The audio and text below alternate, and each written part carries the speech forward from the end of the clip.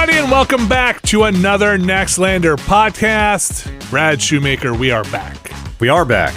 Bright-eyed and bushy-tailed, as they say. I mean, my tail is bushy. My eyes, hey man, they're always bright.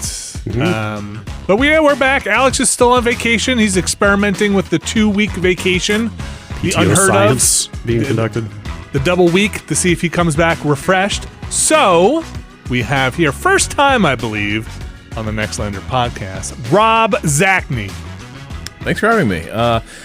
Do you guys find that to get actual vacation time where you don't engage with anything, how much time do you need before you actually enter the mode where you are fully off?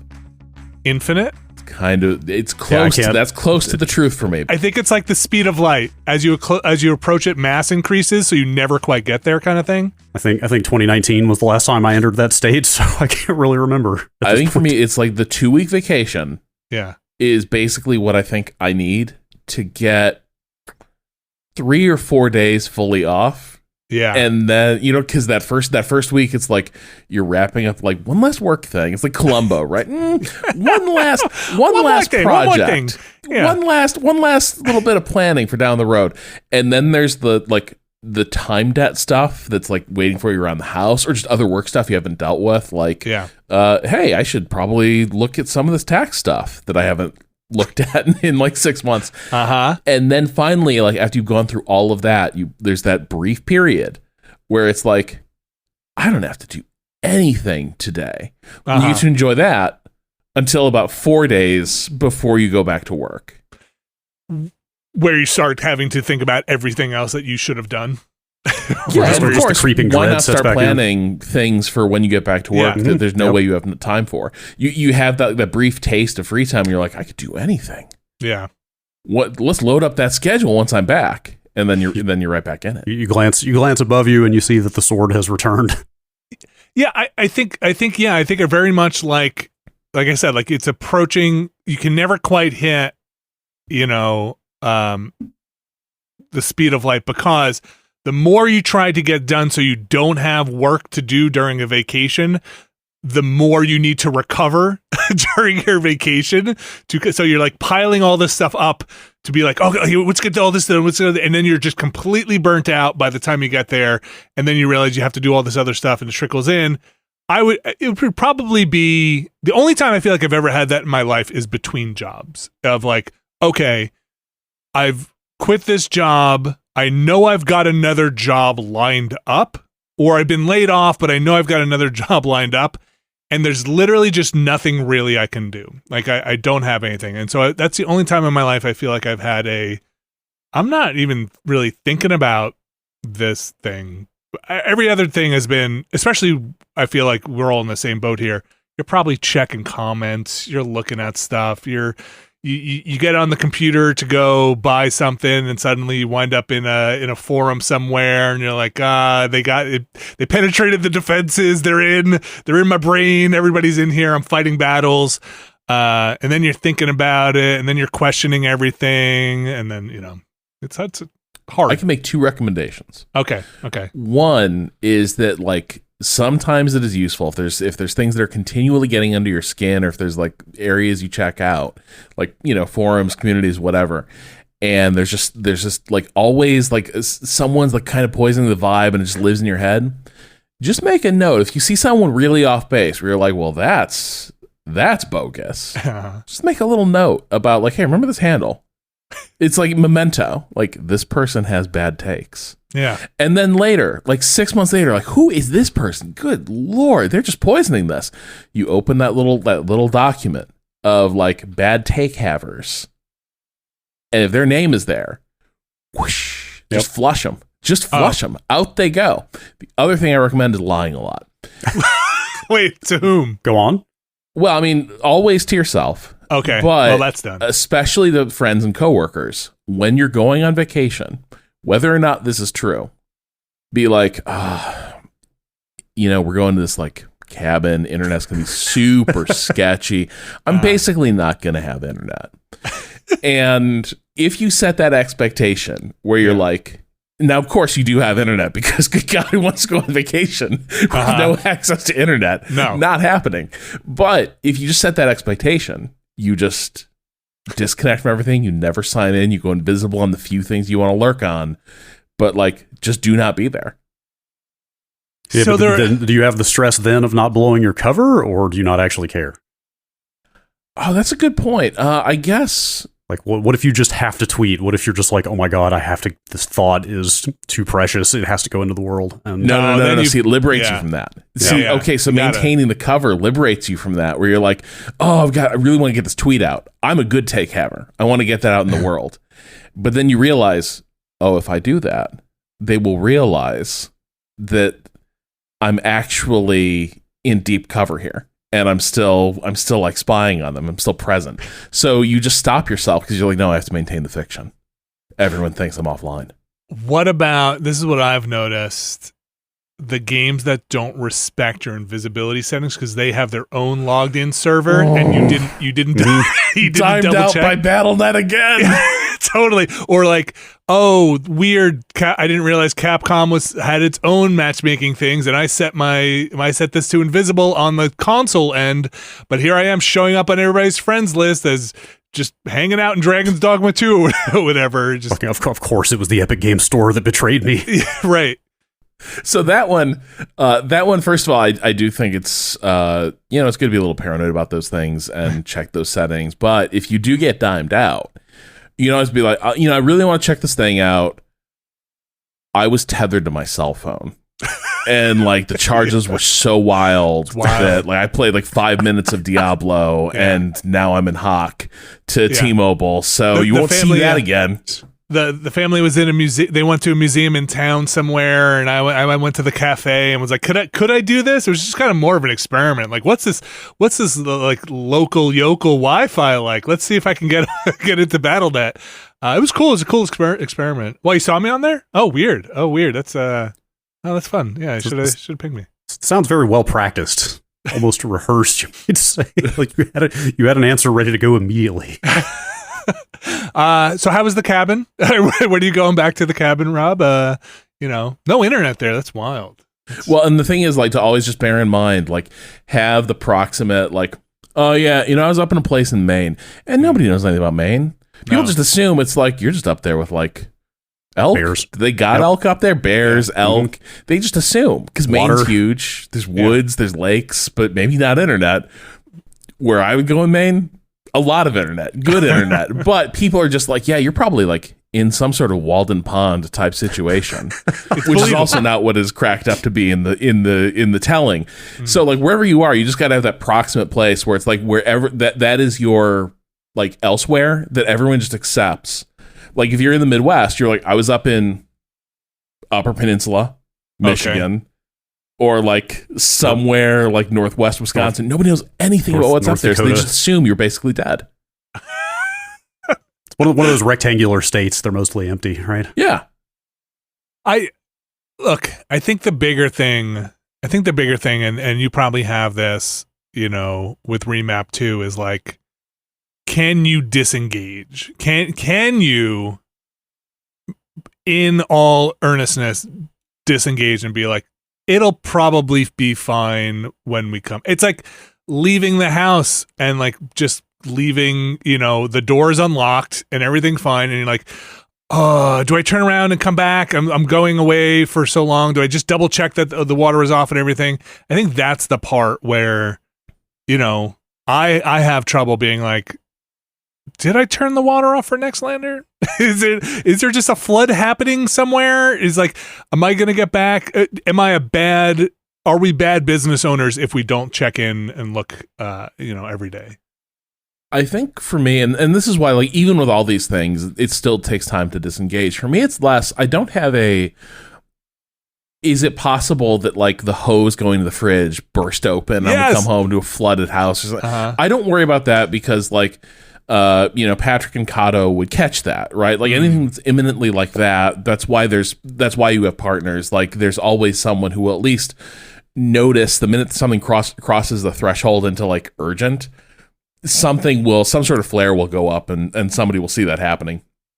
The thing that makes it hard to disengage is actually the constantly overscheduling yourself. Like, I do a terrible job of, and do you handle most of the books for Nextlander? And for Remap, yeah, you guys are doing. Yeah, that's right. We subcontract to you. Yeah. Actually, like, surprise, like 40% of what you give to Remap actually goes to Benny as our unlicensed CPA. It's all worth it. I do a bang up job. The thing is, I'm bad about actually saying like, oh, non-podcast or streaming stuff, that's going to take time that I need to dedicate to. I need to actually set time aside for that. So the irony here is that what will end up happening is that I kind of need to disappear for a few days to do all the backlog of stuff of like, oh man, we haven't filed with this state form. We haven't, there are all those expenses that we ran up that I just need to like document and earmark for the accountant and get receipts like and that. Whatever. Yeah, exactly. And so it's like the first step, like once I'm like, yeah, I'm going to be in the cabin with no internet. That is when I have my time to like sit down and be like, okay, time to square away all the lousy admin stuff that goes with this that I just never book time for in the routine day to day, which is not a good practice because it means like everyone thinks you're on break. Everyone's like, you're out. Yeah. And you're like, and now it's overtime. Yes. Right. Yeah. And I think, part of that is just, owning a business, and that's just how it is. And you don't disengage. I think also things got easier for us. I think, Brad, we're in year 3 now. We're in year 3. Yes. We're about to hit the 3rd anniversary. So we've had about 2 full years of those surprise weird things, messages you get that are like, hey, did you know you need to file this? Like, I had no idea we had to file this. So we generally, and I try to mark them down if they're annual things that are like, oh, right, we need your document of good standing with this state or whatever it is, or this LLC fee with this state, or did you know that there's a popcorn fee that needs to be filed in this state? So all those weird things that came up that would happen during a break, hopefully we've gotten most of them. Yeah, I think I've also like found now most of them, and I know where the potholes are, so now it's just like routine expenses stuff. But like that first year where it feels like, oh, this compliance form is due, don't forget this compliance form, and I'm like, I don't know what that means. Like, could we be unincorporated if we don't file the compliance form? Could we be raided by like the feds? I don't know. You could, they'll come. They'll take it all away. The bar's very low these days, it turns out. Yeah, right. A piece of advice I was given when we started this by somebody who was relatively experienced in business was effectively, it's white collar crime. Don't worry about it. I don't want a white collar crime. No, I mean not crime. You know what I mean. Like, I don't want a fee. I don't want anything. That is a bit flippant, but yeah, that's what I mean. It's like, they'll fine if you get it wrong. They will fine you. They're not going to, no way. Federal agents are not going to show up at your house. I mean, they could. Look, who knows what we've been doing. I did forget to like do some major things. Yeah. And my accountant was like, we'll fix it when we file. And I was like, oh, thank God. Because in advance of that, like, people have been like, don't forget to do this. It's super important. And then once I actually forgot to do it, the accountant was like, we were just, it'll be okay. We want you to do it, but we can handle it. See, I'm on the other end of that where it's like, I want to have this stuff done 3 months in advance. And like, I'm asking the accountant, like, do we need this? And like, you don't need this. I'm like, we should probably just do it anyway. Let's just get one of these anyway. Like, just in case we want to. What if we ever wanted to incorporate in Spain? Should we just file there also? And they're like, what? I finally got, this is like my achievement for like, hey, you're doing maybe a decent job holding this together, was the accountant was like, you don't need to document as much as you do. Okay. Hey, those like things you attach to every expense, the receipts, the little invoices, all that. It's good that you do it, but like, probably don't need to do it as much, and you definitely don't need to copy us on it.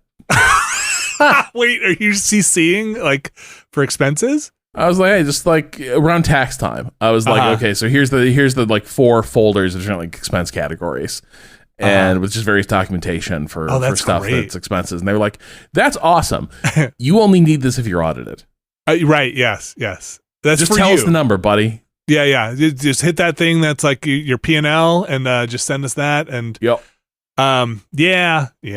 Well, Brad, hopefully you had a semi good 1 week of maybe 20% of good I tried to measure my time off by how many days that I feel like I didn't need to shower.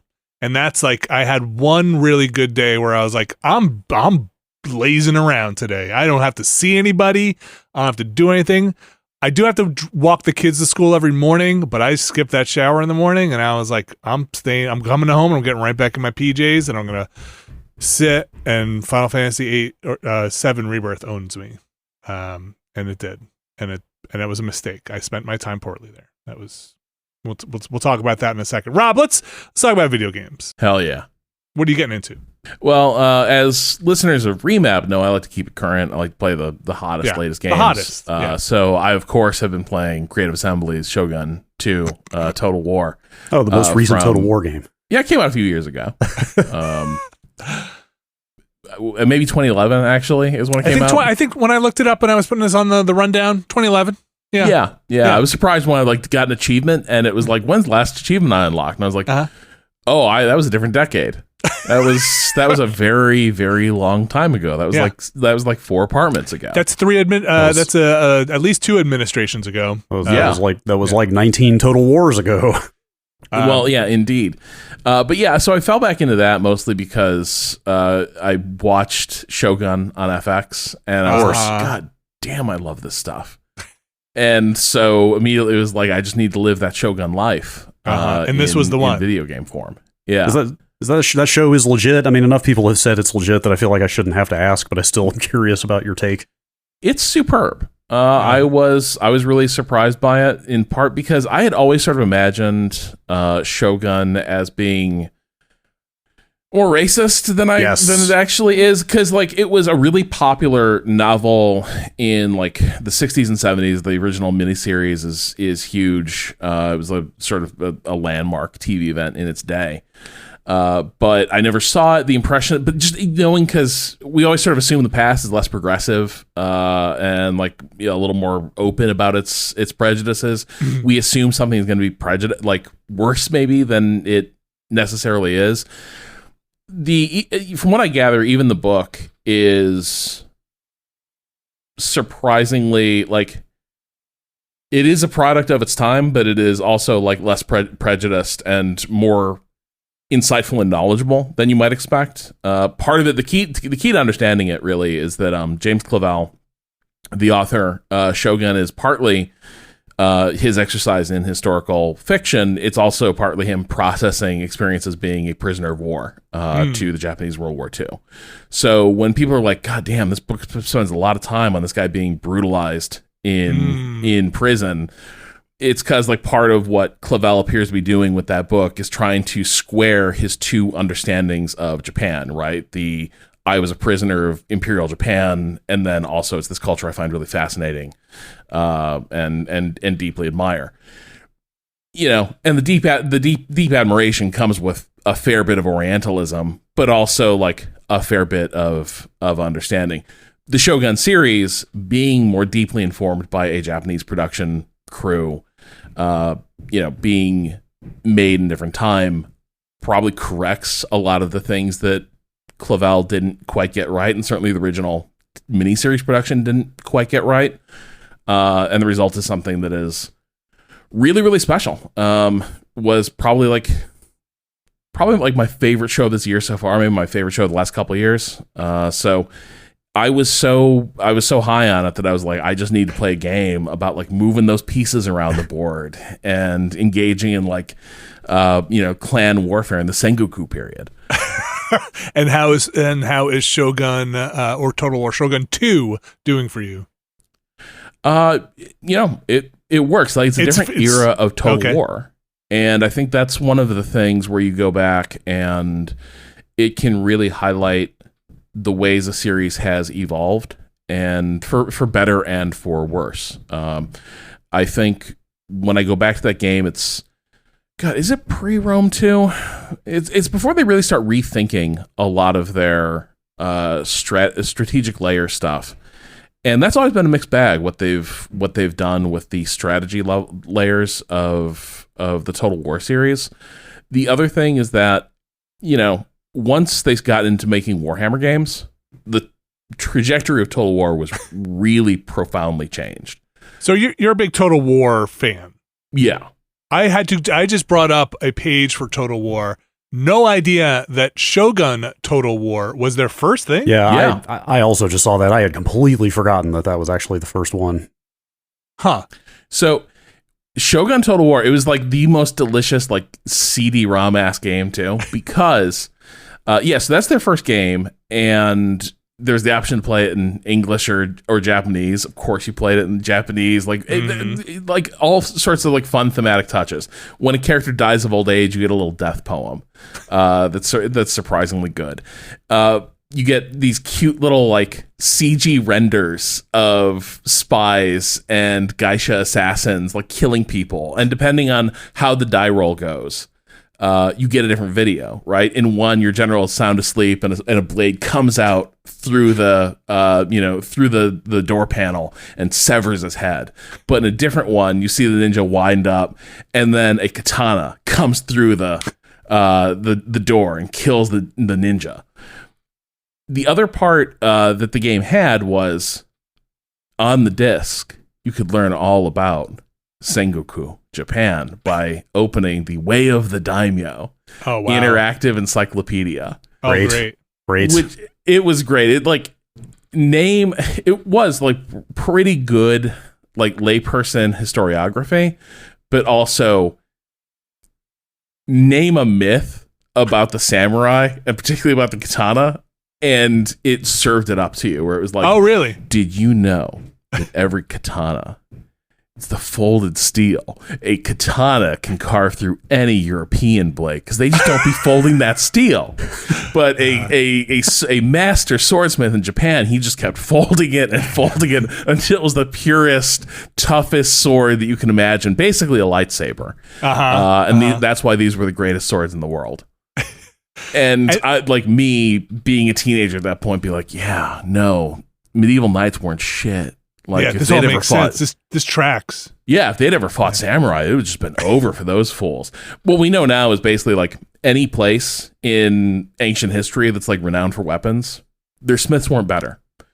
It's just that they were in an area with metal deposits where just accidentally they would be getting better alloys of steel. The pure stuff, the good stuff. Like, it had the good impurities. Yeah. Yeah, where it's like, it would just have the right other stuff mixed in. Like mix of carbon and iron and whatever. Like, okay. Right. Stuff we now know is like, if you want to make this type of steel, you need to mix in these elements. But back in the day, it was like, yeah, we just dig our iron out of the ground, and then our master swordsmiths make the greatest swords the world has ever known. And really, it's like, no, they just don't know what this other stuff is, and it makes the blades better. But anyway, they started the series with that. Shogun 2 is their kind of return to it, and in a lot of ways, feels like I talked to the developer a few years ago, and he explained that Shogun 2 was basically led by the art team. Like, it was a complete, which if you look at screenshots of it, it makes sense. The entire production was a sop to an art team that was like, we want to make a really beautiful, memorable game. And they succeeded. And I think that's why Return to it is, of the Total Wars that are out there, this is one of the ones that has one of the most like cohesive and gorgeous styles. And so it holds up, even though it's over a decade old at this point. The other thing is that it turns out I just kind of like not having to memorize all the stuff that the Warhammer games make you memorize, where it's like, well, this faction, their basic infantry is immune to fear, but these guys over here, their basic infantry is resistant to armor-piercing weapons. But these guys over here, if you hit them with chaos magic, and all those little things, that's more than I want to deal with. I'm very simple. I like to keep it simple. I'm like, spear beats cavalry, beats archers. Sure. This is what I want. Like, you can some twists at the margins, but that's basically what I want, and I just want to keep it moving. The thing I don't want to be sitting there is with a spreadsheet of like the different relationships between the faction abilities and like resistances that the units have. I'm not here for that, and to me, that is what the Total Warhammer games feel like they turned into. Because ironically, as much as I dig the Warhammer universe, I've never played that tabletop game. Closest I ever came was Battle Sector. So you've never done Warhammer or 40K tabletop stuff? I never had the money for that when I was a kid. I almost got into it. Yeah. And then one trip to the hobby shop, I was like, oh no. Like a Games Workshop place where it's like, these are $60 for 3 units. Wait, what? You mean like that's how bad it is. Miniatures? Well, they're not pewter anymore, but not what are they now? I don't know. Are they full resin, of steel? I think, or plastic, some kind of that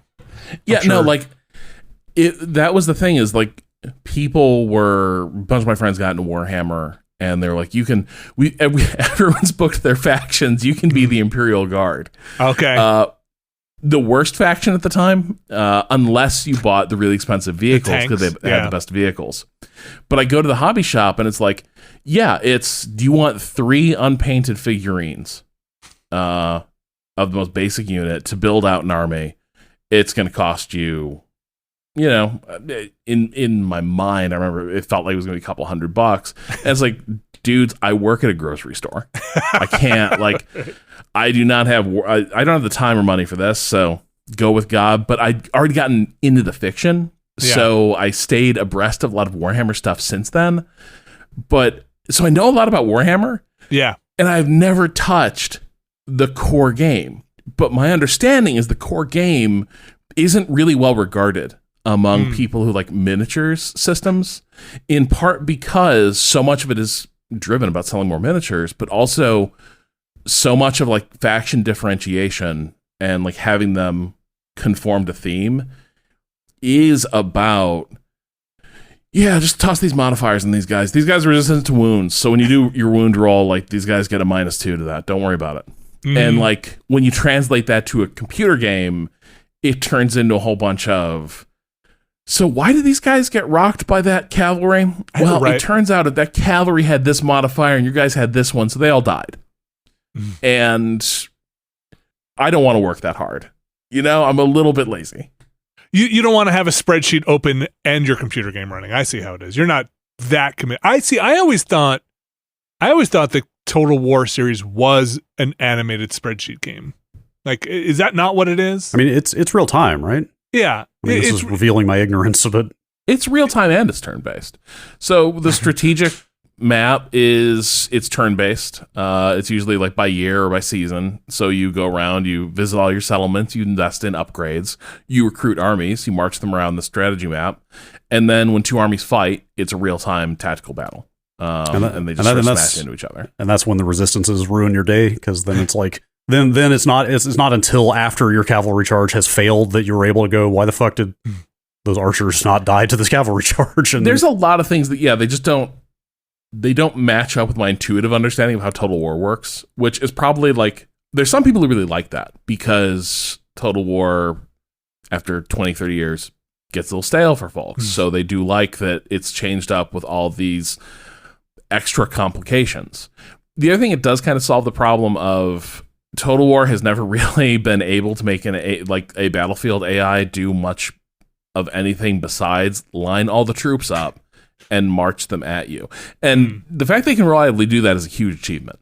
In the past, they would just sort of like charge units ahead, like they would throw their cavalry right at you first because that was just the fastest unit. So they would all die, and then their next fastest units would arrive, and you just carve them up. Or you could cause them entirely to fall apart by just flanking them a little bit. Hey, that's good. And you're a good general. That's the thing. I kind of like that. I kind of liked that it was, I can get like 10-1 kill rates in these games. I'm just every battle's Fredericksburg basically, and I'm Longstreet and Lee. But it turns out that people don't like fighting Ambrose Burnside all the time. People want a little more game from their AI, and they've never really succeeded in fully delivering that. So okay, you might be the person to ask here. But I feel like in my mind, Brad, I think I'm kind of with you in my ignorance of Total War stuff. In my mind, is there overlap in a Venn diagram between Nobunaга's ambition? Nobunaga. And Total War? Because those things, I feel like in my mind, there's like Oh, you're doing like dynasties and like is Total War just more action?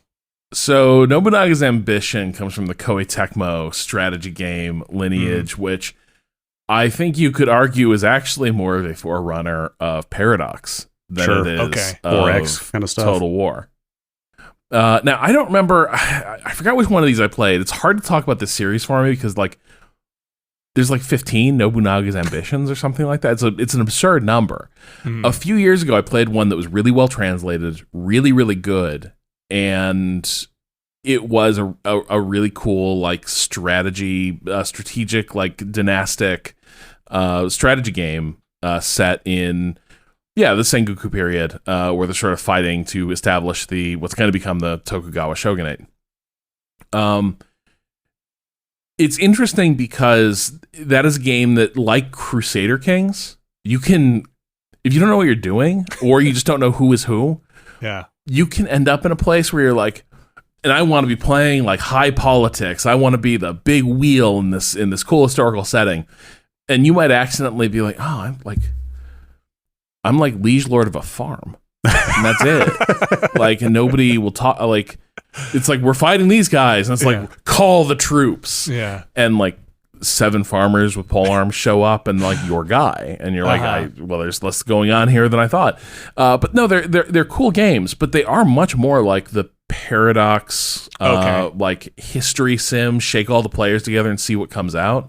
Way more so than Total War's, like, let's try to have a cinematic battle.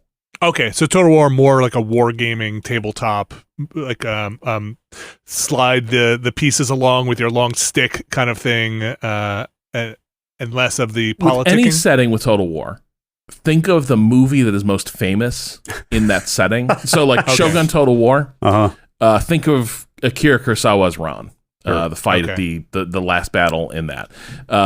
Like if you're talking about the Romes, think of the battle in the opening battle of Gladiator. That's what they are all about. Is like, what do people know about this period? That cool fight that they look up on YouTube sometimes, where like that will have titles like 500 Roman legionaries versus 5,000 German barbarians. Awesome. Okay. I should try. I tried some of the Warhammer stuff, and I definitely tried some of the Total War earlier stuff, but I never got into it. But they're not RTS games. They're not like resource management games, right? Yeah, the resource management is all like kind of the strategic layer, where it's like time to reinvest funds in new gold mines and things like that. But I don't know. You want to get into it? Like, I would be game to it at some point. Like, maybe we should stream the Total Warhammer games together, because the thing is, like, I think together we might be interested enough in the setting that we would have the patience to relearn it. But when I sit down to play it alone, I'm like, I just want to play a good Total War game. Yeah. And the Total Warhammer games are like, here's all the stuff you need to learn about these units. And I'm like, no, I don't. No, I don't. I'm a grown-ass man.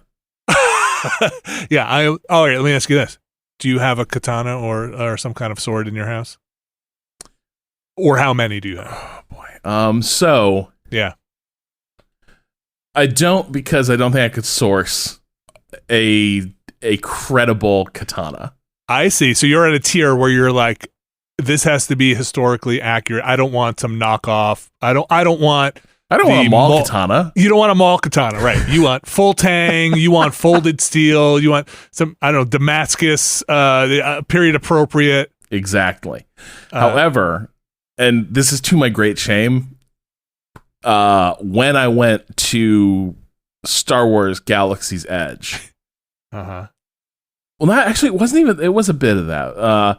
Basically, when I saw that they had like almost the prop grade lightsabers at the Disney park, that just blew past all my reservations. Where they're like, here's a thing that looks exactly like what Christopher Lee is carrying as Count Dooku. And I'm sitting there, I'm like, holy shit. How much that doesn't matter. Here you go. That cool curved one? The like bent one? Okay. Yeah. Did you get it? Me. You want to see it? Yeah, of course I do. Kind of. Okay, wait. Yeah. Okay, Rob podcast, but we'll make it work. He's getting up, he's grabbing. It's in like a nice case too. It's got like a whole holding case. It's like, he's holding it up. Yes, it is curved. Man. Looks like it is made of actual metal, not plastic. This is beautiful. That thing looks gentlemanly. Yes. Yeah, it weighs like 50 pounds. It's ridiculous. It's an absurd thing. Did it come with a blade or that you can screw in there, or It did. Okay. But I don't store it with that because obviously you wouldn't. It's not like a katana where like the blade would always be out. Of course, it's a lightsaber. So only the handle is displayed. Yeah. The blade only lights up when it's business time. At business time. Do you ever? Okay, Rob, I'm going to ask you a very personal question, and you can feel free to say no comment or answer this for real. Have you put the blade in and kind of practiced your lightsaber swinging? Oh, of course. 100%. Okay. Yeah, so the thing about the Dooku blade as well is it changes colors. Because, Dooku is kind of it's Christopher Lee. That is Saruman. Saruman the many-colored. Uh-huh. Yeah, and he's a political idealist, not a murderer. That's right. So it has all the lightsaber colors built in. But shamefully, that was one of a couple lightsabers that we came away with that weekend. Oh, wow. Okay.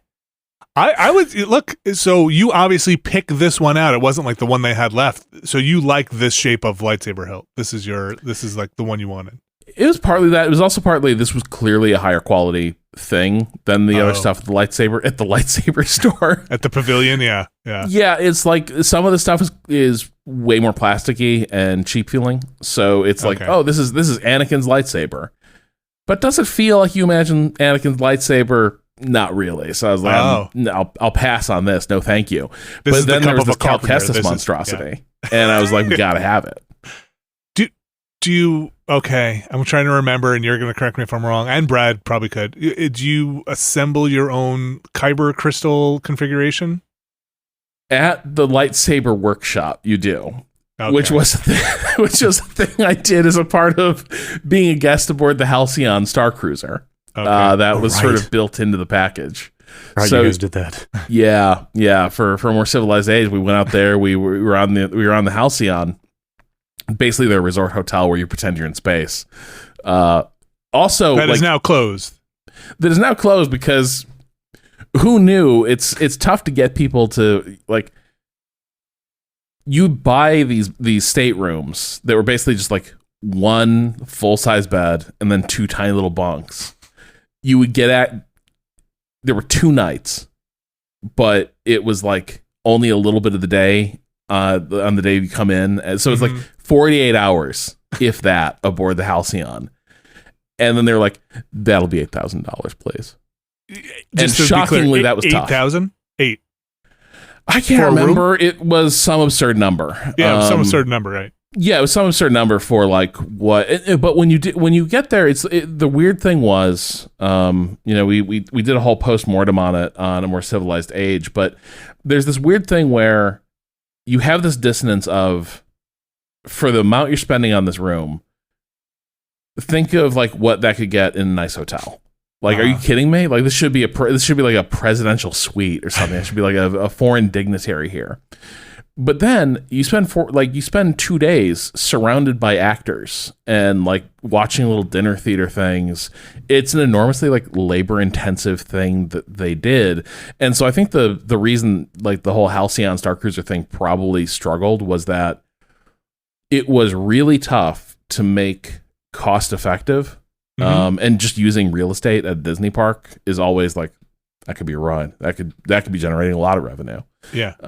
So you go to Galaxy's Edge. Think about how much Oga's Cantina makes in an hour, like just slinging overpriced drinks, and then getting people out in an hour. Yeah. You get like 1 hour to sit there, and you have a couple bad drinks, and they move you out. Pay a ton, right? And then move on. And then move them on to like a pavilion, like a souvenir shop, right? Right. And so like meanwhile to have a bunch of people just like parked there in a hotel for 2 days, no, it doesn't make sense. So like I think they were up against a lot of strange dynamics, tough dynamics with that, but it was on the one hand like kind of an absurd expense for what you get, but then also a really singular experience.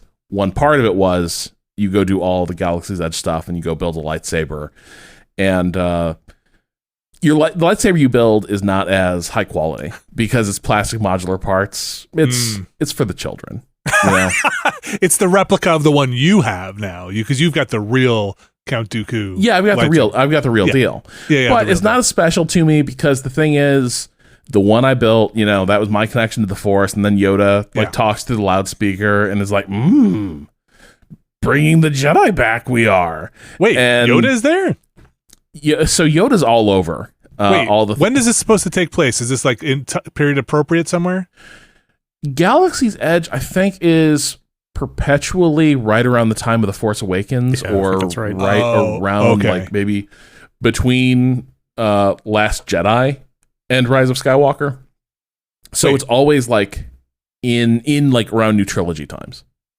But then there shouldn't be a Yoda, right? He pops up in the Last Jedi. Like he comes one with the heart to heart with Luke. But the other thing is the more Star Wars spectral Yoda. That's ghost. That's blue glowy Yoda. Well, yeah. Yeah. So who's talking to you guys on the ship? Yoda. But like the Force ghost Yoda. He's so powerful. He's just like one with the Force, and then he's just mentoring everybody. But also, like, this is the thing going back to like now other Star Wars content. Like we're watching Rebels right now, and every time some Force stuff needs to happen, they trot Yoda out because everyone's like, "Hey, it's Yoda." Yeah. But it does create it creates a weirdness where you watch Empire Strikes Back and he's like this recluse. There's no Jedi out there in the world. Like I've been hiding on the swamp for 20 years. Nothing's happened. And now what we understand is our new understanding of Star Wars history is that basically he's like on the phone to different Jedi around the galaxy all day long, every day. He's like until a call center. Luke shows up. And then he's like, "Oh man, like no, Last Jedi, you are. I'm just a weird little swamp gremlin. I'm just gonna be mean to you and just kind of. Do you think he just thought Luke was like a joke, or do you think is he genuinely scared that Luke's potential will overtake his good side and he's gonna fall again? And he's like, "Listen, I dealt with your dad. That was a nightmare, and like you're." So my take on this is increasingly. I think they are scared of Luke because there's a bit of we got it horribly wrong with Anakin, and we know what goes like what a guy like this going wrong can look like. But the real thing to remember about Luke is that he is their ace in the hole. Like the entire thing, the thing makes it kind of sinister in the end, but also kind of cool that Jedi pull this off. Is they lose to Vader and the Emperor. Their victory is complete. Nothing can stop them. Except Vader doesn't know he has 2 children out there in the world. The Emperor has no idea there's 2 kids out there.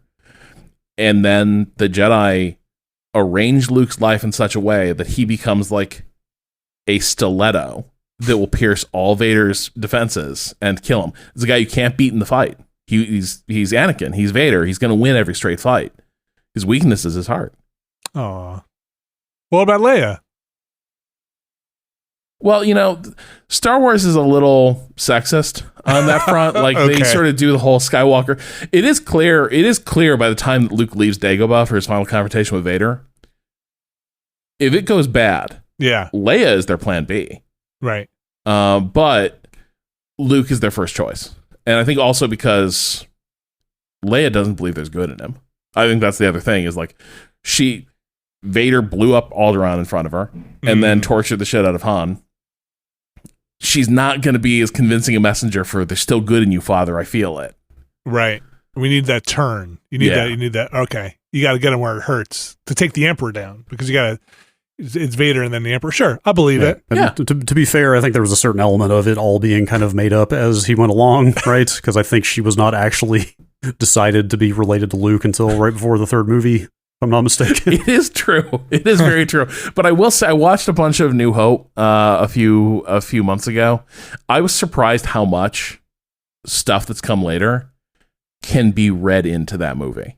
Like that's the thing they were really clever about. Is there's a bunch of stuff that you're like, it kind of does feel like there's undercurrents throughout that entire movie because a lot of stuff's left to the imagination. So now they backfilled it, and you can sort of read in a lot of references that were never intended to be there.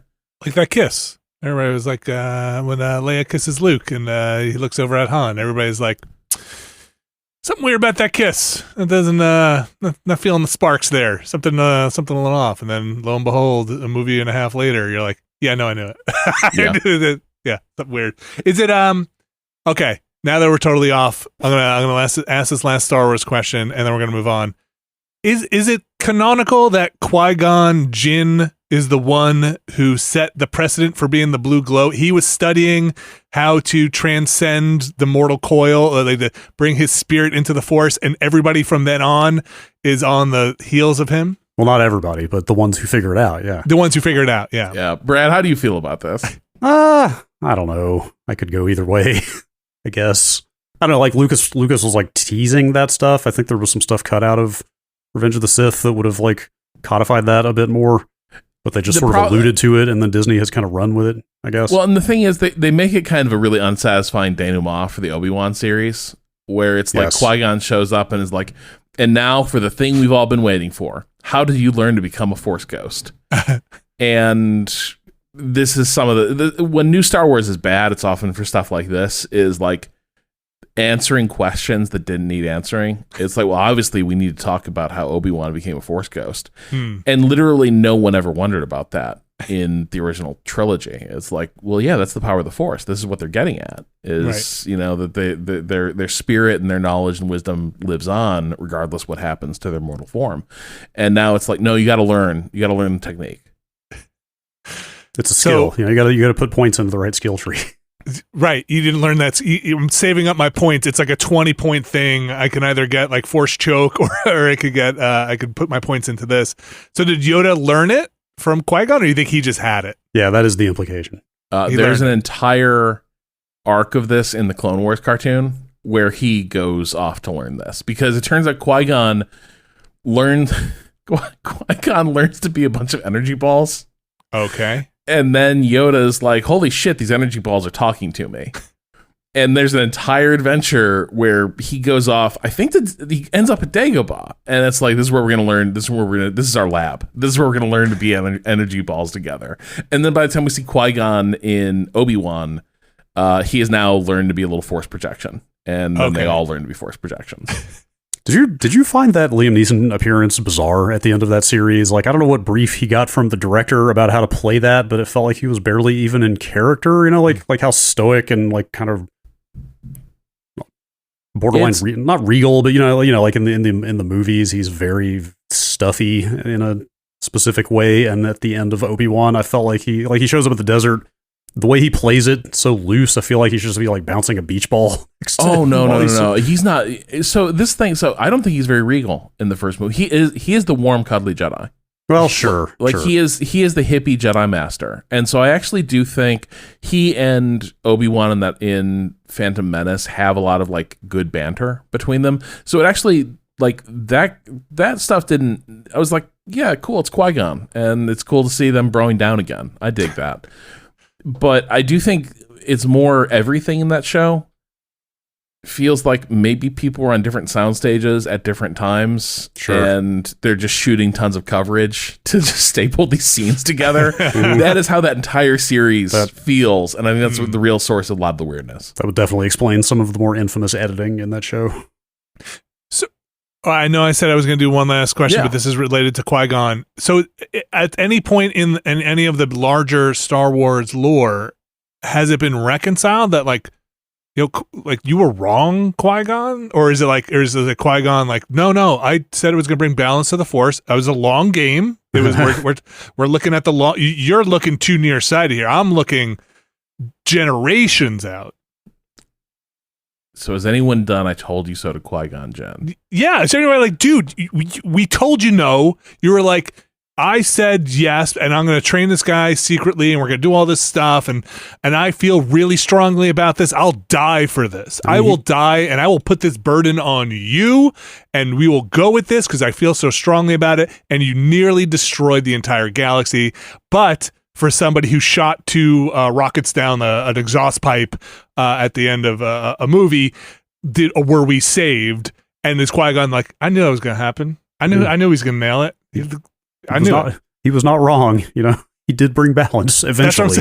Yeah, I do think so. This is the thing that we end up talking. We talked a lot about during the Clone Wars, like, phase of a more civilized age, because it was like there is this irony to it, right? It's like who is it? In Herodotus, the guy who attacks Cyrus, Croesus. He's the okay. So real quick, but like your classic ironic prophecy. The Persian Empire is rising in the east.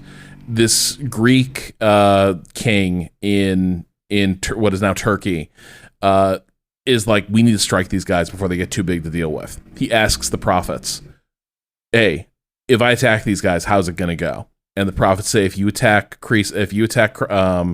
Cyrus, you will destroy a great empire. And he's like, bang, done, gonna take down the Persian Empire. He loses horribly, and his empire is destroyed. And he realizes at the end, oh, that's what the prophecy meant. So hanging over the entire bring balance of the force thing is the ironic prophecy of, they're like, yeah, balance the force, that'll be good for us. And nobody does the math of, wow, there sure are a lot of light side entries on the ledger. Where's the dark side gonna be coming from? But you know, I think if you were Qui-Gon, you'd also say that the thing that screwed them up with Anakin is there was always a huge section of the Jedi Council that was terrified of the kid. Like, Mace Windu is mean to a child consistently, and then mean to a teenager throughout the show, throughout the movies, because what he and a few other Jedi see is like, they see death in that child. Mm-hmm. And they're right, but it is their fear of him and distrust of him that also like causes it to happen. A little self-fulfilling on that side of things. Okay. Everyone plays their part. Everyone plays their part. Is Qui-Gon still around as a ghost? Can he still manifest in like modern new trilogy? Did he, or is he like, did they take his ghost pass away after, like, dude, you were just wrong. Just admit it. You were wrong about the balance thing. You're not allowed to, don't talk to Rey. I don't want you talking to anybody anymore. I think he basically tells Obi-Wan, like, here's how you astrally project. Yeah. And then it kind of feels like his work was done. He became like, I don't know, a raindrop.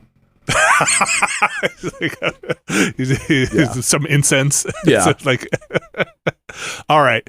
Look, we're going to take a quick break here. We're going to come back. We're going to talk about other games. We're going to move forward here. We'll be right back. This week's show is brought to you by My Perfect Console with Simon Parkin. Alex Navarro. Yes, Vinny Caravella.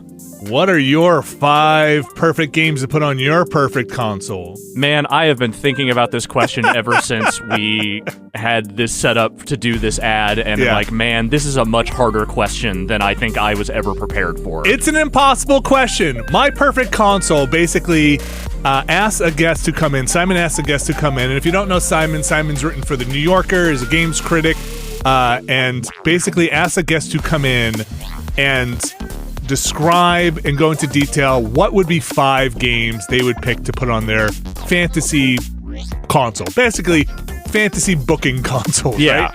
But in between that, he goes into their career, their life. It's really a fascinating and brilliant podcast, and I've really enjoyed listening to it. I'll just say, honestly, if you're listening to us, you should check this out, because if you are listening to this, you probably enjoy listening to us, and I can give this a wholehearted recommendation. Turns out there are other video game podcasts, and sometimes they're pretty good. Yeah, like, look, I went back. Of course, I went down, and the first ones I started listening to were Greg Kasavin, right? And I was like, wow, why is one of his picks Final Fantasy Tactics? And you can go listen to not only why that is, but you can go also listen to his life between GameSpot and going on to, what happened to Bastion and all of that stuff. It's fascinating. Then I jumped over, I listened to it. I was like, why is Jack Thompson on this list? I'm going to go listen to that episode, of course. There's a bunch of other people on there. You've got Ronan Farrow. You've got Yoshinori Kitase. You've got comedian and actress Heather Ann Campbell, Nolan Bushnell. You should definitely go check out My Perfect Console. I believe episodes go up every Tuesday. It's with Simon Parkin. Check it out wherever the best podcasts are. Wherever you find our podcast, we're probably out there. Simon's probably out there in other places than we are too. Seems much more elaborate affair and put together affair than this podcast. Go check it out. My Perfect Console with Simon Parkin. Thanks, My Perfect Console. All right, we are back, and we have some other games to talk about here. Let's start with another Crab's Treasure. Brad, I know you played some of this. Rob, I don't think you got a chance to get into your Crab Dark Souls. No, I saw the trailer for it, and my dog lost her mind, and I was like, this is just not going to work on any level. It is very much, it is very much a Hermit Crab Dark Souls experience, or a Souls experience, with a kind of cartoony, funny edge to it. Would you say, Brad? It's like genuinely charming. Like there's actually some, like, a lot of games try to be funny. I'd say at least part of this successfully just is funny in that way that is, I'm not going to say effortless, but it doesn't feel like they're trying too hard. Yeah, it's $30. It's on consoles and PC. I think I like the presentation and the charm more than I like the gameplay in it. So you are a hermit crab who is basically in the tide pool, which is kind of the Styx in this universe, and suddenly there's some kind of monarch comes in and starts claiming parts of the ocean and tide pool, and your shell that you're in has some taxes on it owed. I think it's like 2 years of back taxes, because this land is now owned by the Duchy. Is that what it was? Duchy. I think Duchy, the Duchess. This game seems to be like kind of anti-monarchist. Like they go pretty hard into like, where are all these taxes going that these serfs are paying to this? It's just all going to this castle, and how big it is. Like, go get me some pretty stuff. It also sounds like there might be an anti-tax message though. Though that's yes, like, I was very much. What was the California? It was like Prop 13 or something like that. The no more property taxes increasing California forever. Oh yeah, yes, 13. That one's been in place for a long time, I think. Yeah, I definitely had that thought of like, are they going for some kind of libertarian taxation is theft thing here? Yeah, or is this? But in this case, it's an abuse of noble. Yes, it very much seems like some like they're poking at the aristocracy or something. But I also don't know how far they're even going to go with that, because pretty quickly they just send you off on a quest. I feel like Crab Game doesn't need to go very far. Like I'm probably not looking at another Crab's Treasure for like, I hope your politics are really good. There's so you talk to a decent amount of NPCs along the way, and some of them are like, there was one, I don't know if you got it, Brad. So the mission then becomes this lone shark, which is one of those like plastic shark head toys on a stick thing, comes and takes your shell away, which is your home, and you go off on a mission to go see the Duchess and go get your shell back. But along the way, you talk to some other people, and one has this like sand tower that's surrounded by monsters, and this like little crab thing is on top of it and being like, thanks so much for helping me get rid of these monsters, these crabs that are around my thing. This is my land, and this is the Duchess loans me this land, and I can't lose it. And you're like, but there's land everywhere. Why don't you just take other land? And the crab's like, man, you just don't get it. you just don't get the system, do you? And your little kind of naive little hermit crab is like, no, I really don't. And so you wind up, the conceit being, you've lost your shell, but you can take on, this is the gameplay mechanic, you can like take cans, discarded trash, and use it as a new home or shell, and that's your armor. So it's basically a shield. And different ones have different armor classes, and they also have different magic, which they call umami in the game. So you have each one has like a different special buff or perk or magic on it. And you go off and you go do battles, and there's lock on, and there's timing based dodges, and invincibility frames in your dodge, and you come up against roadblocks. They're like, this boss is freaking too hard. One hit, and then you're like, okay, on my 7th try, I beat this boss, and I didn't. I just had to learn how to like roll through a hit and all that stuff. I don't think, Brad, have you gotten any other weapons? I just have that fork. No, not yet. I'm not super far in. I'm a ways past the first boss. Okay. That's the only weapon I've seen. I've gotten 2 or 3 shells, I guess, at this point. I don't know that I love the way it plays. Yeah, same like, here. There's something a little mushy about like the iframes and the dodge, or like how quickly you can cancel out of an attack, or which you like kind of can't really, right? Or like the wind-ups on some of the boss animations. Like it just, like, I've certainly played plenty of From games. There's something about this one is not quite all there. It's not as tight as I feel like it wants to be, and there's also like, look, it's a smaller game, I assume, from a smaller team. There's some weird stuff with winding up in part of the environment you're not supposed to be in, or clipping through a thing, or there's some platforming stuff that you can be a little janky here and there. You get a grappling hook There is some adventuring and navigating this world, but I think really you're there for the presentation and the charm to be this little scuttling crab. And there's a skill tree. You get different skills. Again, it's $30. It's cute. I don't know if I'm going to go through much more. Yeah, of it. I don't know how much I'll stick with it. I mean, it's got charm. Like your soul's equivalent. The drop off of enemies is microplastics. Yes, and you need to purge yourself of microplastics to get power. There's some amount of clever material in there, but the other thing I'm running into is the ocean floor is kind of a nondescript environment to put something like a Souls game in that relies so heavily on unique characteristics in an environment that you become familiar with over time. You know what I mean? To reference. It's just kind of a big wide open area, and they do a lot with like trash floating around, bottles and batteries and all kinds of junk that can serve as landmarks, but like you don't really get that sense of place that you're necessarily looking for in a game like this. And like maybe the world map is not big enough to warrant that anyway. But is it more open it's like Elden Ring more than like go into a level like Demon Souls? It's mostly been open from what I've seen. It's mostly just been a big area to roam around. There may be more like instance stuff later that I haven't run into. I don't know if you've seen any of that, Vinny. But you get dungeons, but yeah. I figured you would. It's just but in the open area, like they can put some kind of landmarks on the horizon to send you toward. But like in the immediate area, it's kind of a lot of sand and a lot of dunes and a lot more sand and dunes. Yes, and like you can get turned around. There is a compass, but like you can kind of find yourself, and it does have that kind of Dark Souls thing of like, oh, you stumbled into this area where you should not be. These enemies are too hard, or this boss is too hard, and you should not. This will one hit you. I actually, in some ways, I enjoyed the game more than I thought I was going to, but mostly that was on the presentation side of things. Of like, oh, this is actually kind of funny and cute, and there's charm here. But some of the boss fights, I was definitely getting pretty frustrated, and like this doesn't control the way I expect it to, or the way I want it to, in these moments. Or like I'm pretty sure I dodged that hit, or I feel like I should have been able to hide in my shell during this point, or it fell down a hole, whatever it was, like frustrating stuff. And it's supposed to be hard, but it also has the thing of like you lose your souls if you don't regain them on the next run. They have their equivalent of bonfires. The microplastics are used to level you up and to buy other things. It's very much in that vein.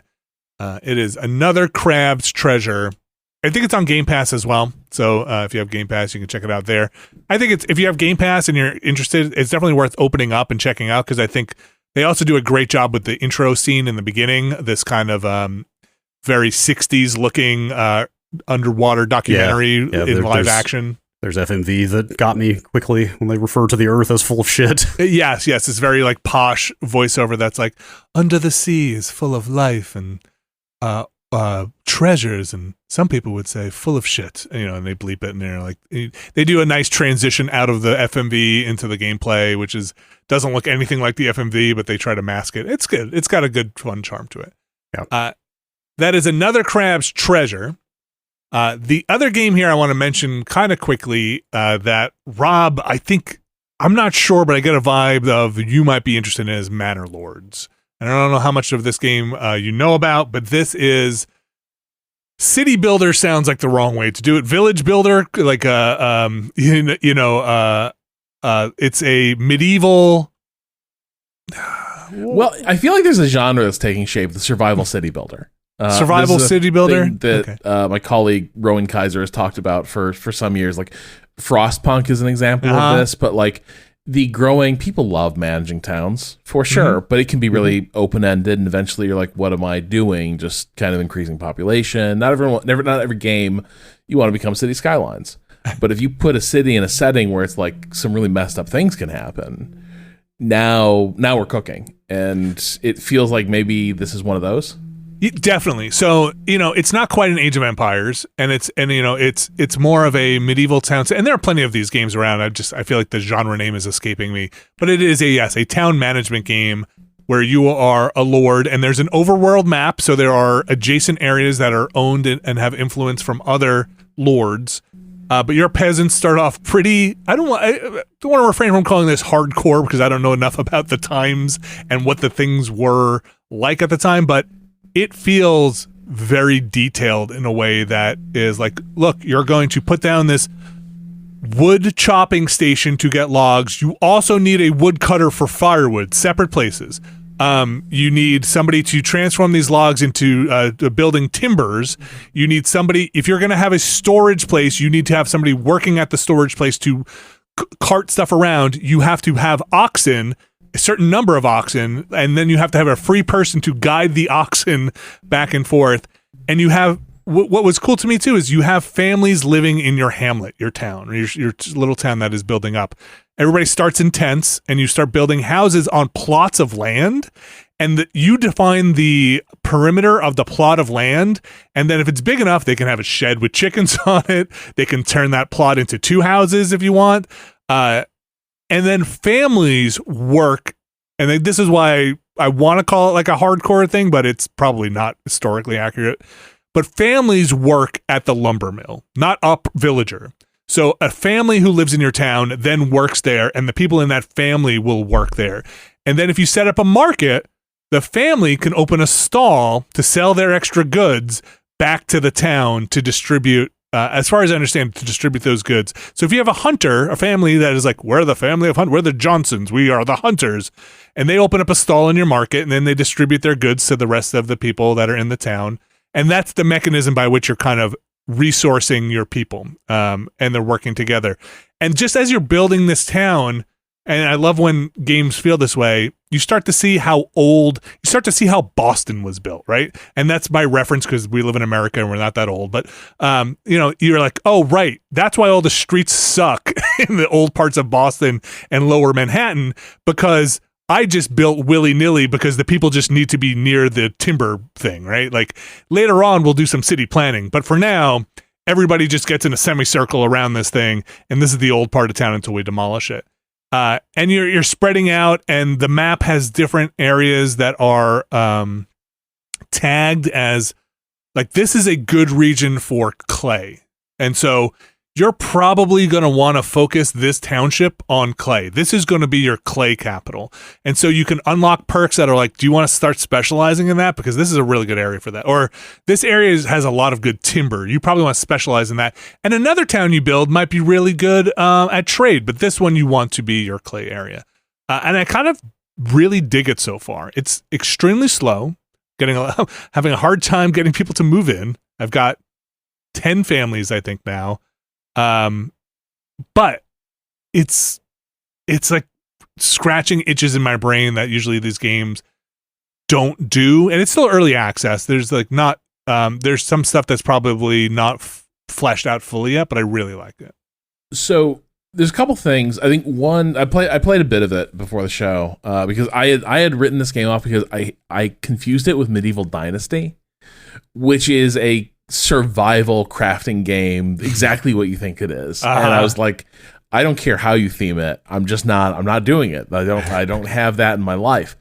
But this, I didn't realize, was basically like Sim Hamlet is a good analogy. To me, it often feels like a bottleneck management game more than a city management game. And that's not necessarily a bad thing, but especially in those early phases, like for instance, getting a second oxen, that's huge. That's like becoming a 2-car family. Now you don't have to negotiate. Like, well, who's got the oxen today? You taking the oxen to swing by the school, drop the kids off. Once you get 2 oxen, the oxen can drag goods into locations, so you don't have to choose between dragging raw materials out of the wilderness and then dragging building materials to new job sites. But if you are not managing this stuff, you'll be like, I'm sorry, you're complaining about nobody has homes. I've zoned like 20 homes. Nobody's building homes.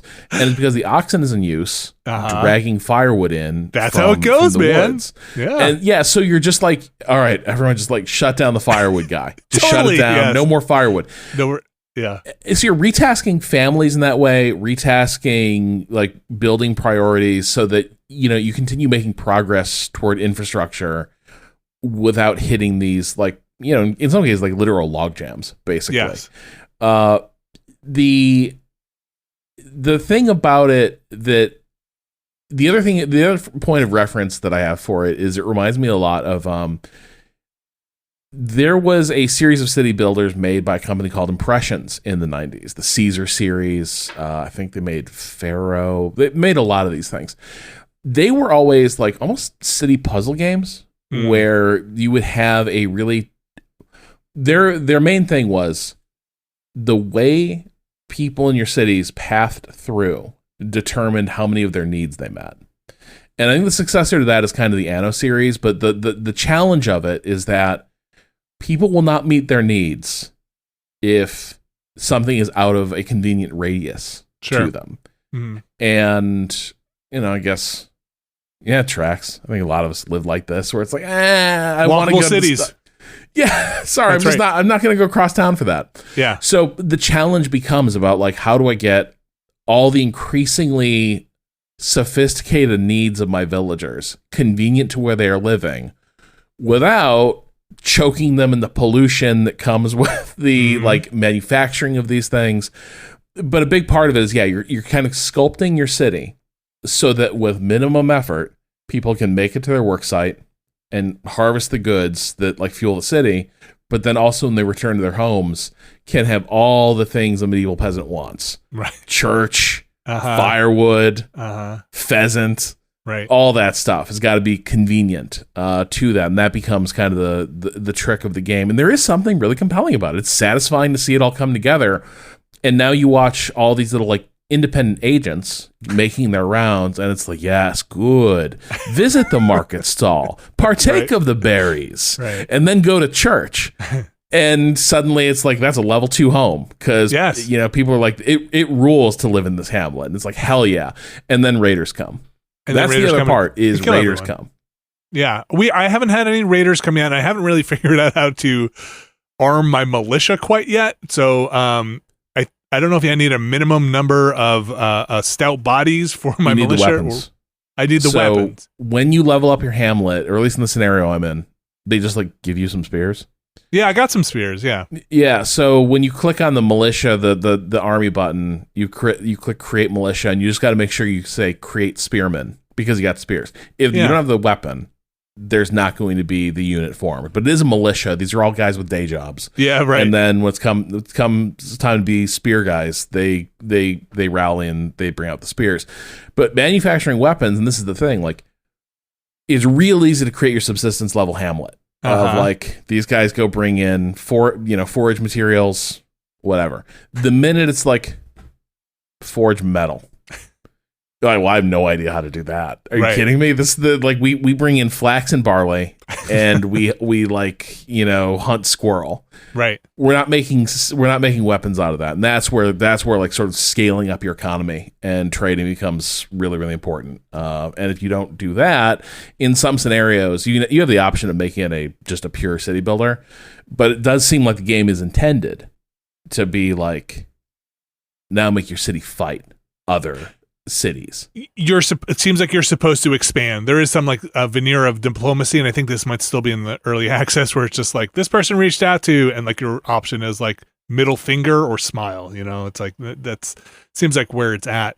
There's something about this game too where you get to set the size of the plots of land versus other city builder stuff I have played, where I kind of, and I don't know where this puts my head, but like, oh, this is this family. You're one of the first 5 families in this hamlet.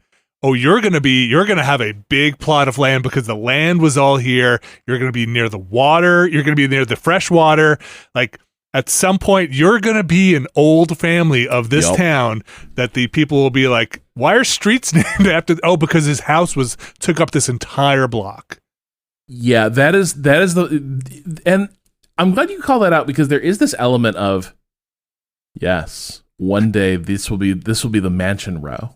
This will be the mansion district. Totally. Because as you build out, these are the people you're going to pamper and be like, let's get that nasty sawmill away from you. Let it not disturb your slumbers. But then you will build other residences closer to raw input manufacturing. Maybe smaller plots, maybe these are look, space is at a premium over here by the woods. You end up in this thing where it's like, this is my downtown, and let's shower them with goods and make sure their market is overflowing with treasures and trinkets. And then you have and here's the workers' camp. They go out in the woods and they haul back things for the people downtown. Right. And they sleep 8 to a room. Yeah, and eventually maybe, if they work really hard and survive the bear attacks and the raids, they will get to have larger plot. They will get to have nicer homes and nicer infrastructure, and the challenging parts of medieval life will again roll out into the sprawl. But in that early phase, there's very much this feeling of I'm centralizing all the good infrastructure in this one area, and you folks are going to level up. And then later, we're going to just build some work camps because you're never going to stop needing wood. And then we just need bodies. Yeah. And now I just need, and I built my first farm, and I just had this thing of oh, this guy's got the good land. Whoever this first farm here, I built it on the most fertile, best land here. The O'Connells over here, they got the good land, and their farm is big and it's on top of a mountain, but I'm going to need more farms, and they're going to be smaller, and this is more going marginal. It's just, yeah. It was interesting. I kind of like their system for it. I'll be curious to see how it goes. Again, it's early access. Also $30. Also Game Pass on the PC Game Pass as well. Very curious. Early access Game Pass is an interesting model. I don't know how many games have embraced preview. Early access City Builder seems like the route everyone goes now. Yeah. This type of game, you get it in front of your audience fast, and they sort of develop it with you, for better or worse. I always suspect those communities get kind of weird preferences that get baked into the final game in a way that sort of puts fences around it. But yeah, the mix of we're in early access, but also come on in through PC Game Pass. Yeah. It's when are you going to sell this? But it seems like it's selling well on Steam, so yeah, what do I know? It's huge. This was making headlines because I guess this was the most wishlisted game on Steam prior to release. Interesting. And then it sold over 1 million in the first 3 days or something. It is $40 on Steam, I think, now in early access, but I think that's a sale price. So it's $30 now, but it will be $40 for retail. I don't know when that introductory offer. Let me look it up. May 10th. So it's $30 until May 10th. I think it's neat. I'm probably going to put a little more time into this just to see what happens with arming up, and I want to see what the combat's like. I want to see if it is interesting and the combat frustrating. If we lose, who's going to take over that farm if George O'Connell gets called into military service? City builders have struggled with this. The Impressions game, Caesar, the Caesar series had you got to get legionaries out to fight the barbarians, and it was never fun. It was not, because it's a city builder. It's not a military game. The other point of reference maybe I could use for this is something like Lords of the Realm, which was less castle defense game than I wanted it to be, and way more medieval estate management game. So I kind of bounced off it as a kid, but that did have an entire build out the castle. Here's an RTS side of things. I am curious how interesting they can make. Hey, raiders are going to show up. You're going to fight with another neighboring lord. Is it just going to be, and then the two, all your guys, you say, flock to the banners, and they run at the enemy, and it just auto calculates. You don't have to do anything interesting. I don't know. Maybe there'll be Chaos Marines out there. I don't know. Maybe I'll have to learn what their buffs and debuffs are. I assume that it's just, battle of attrition with the bandits. You have more spearmen. Maybe it's rock paper scissors. I hope not, because my suspicion is that would not. You know what I mean? It'll be so deterministic. It won't be interesting, right? It'll just be did you stockpile enough of the weapons to win these fights? No. Oh, you can hire mercenaries too, and they also have this first-person mode where you can walk your lord through the city. I was going to say, the combat looks intense from these trailers, and I don't know how much of that is just cinematic shots made for the trailer, and how much is representative of the actual gameplay. But it's a fracas out there. Look, not everybody's coming home. Okay. Somebody's gonna be chopping wood, and nice city builder you got there. Shame if a feature creeps into oblivion. yeah. we'll see how it goes. I was just reading the description of it, and it said the seasons pass, and I was like, "There's a season pass for this game," which is no. The seasons will pass. All right, moving on here. That was Manor Lords. That is out on PC now on Steam or Xbox Game Pass. Was it PC Ultimate or whatever they call their PC one? Game Pass Ultimate. Game Pass Ultimate. I want to hear what you guys have to say about. Well, Brad, I don't know, did you play Harold Halibut? No, I haven't played it since that first week that we tried it. Okay, Rob, have you've gone in a little bit? I've gone in a little bit. I haven't gotten very far, but right now I'm very early, and it's like, this is charming as hell. This is like a little dystopian 60s British sci-fi Wallace and Gromit thing. Yes, it very much is. And like, I'm not sure about, one of the people, like our co-host on Remap Radio, Janet Garcia, like when she played a preview, was like, I think most of what I do in this game is not interesting, is the problem. It's like long on charm, but there's a lot of just sending this little fucker around the spaceship to like talk to people and do jobs, but not really. It's like, go interact with this thing, go hunt down the thing you got to interact with. Yes. And that's certainly my first impression of this. And so I'm kind of also moving the guy around doesn't feel amazing. Like it's a gorgeous looking game, but because it is, it's a 3D world. You are looking at it as a 2D side scroller perspective, but there is depth. This guy gets stuck on doorways all the time. So like moving him around, there's a lot of inertia. Like there's a lot of like running around back and forth on the ship. Doesn't feel great. And then a lot of the stuff you do on the ship isn't necessarily that interesting. But I'm at a stage in the game where I'm like, I don't know if I care because look at it. Yeah, sure. Yes, it is. I put a decent amount of time in this. I haven't finished it, but I also kind of a little bit burnt out on doing the fetch quests or run around. It's very slice of life, just like explore life in this station. You do hit a point where the story kicks off into the stakes of the story, like what is going on here. And it's interesting, and I kind of want to see how it resolves, but it's a super slow mover, and that's even with Brad, the run button, which speeds you up a little bit, but not that much as you're getting around. But you're just hightailing it all around, talking to people. And that's mostly what you do. Sometimes the quest is go talk to this person, and then that person's like, no, just go back to where you came from and talk to this person. I love the presentation of this game again. I feel like I said this for the other game too, for the crab one. I think if you come to it with, look, you're in this for the story. It's a narrative game. The gameplay is there to serve the story, and the gameplay is really just literally locomotion. You are walking around. There's not really any puzzles. Yeah, it's a shame to hear that never changes, because they do hint at some mechanical element to the game early on with like that.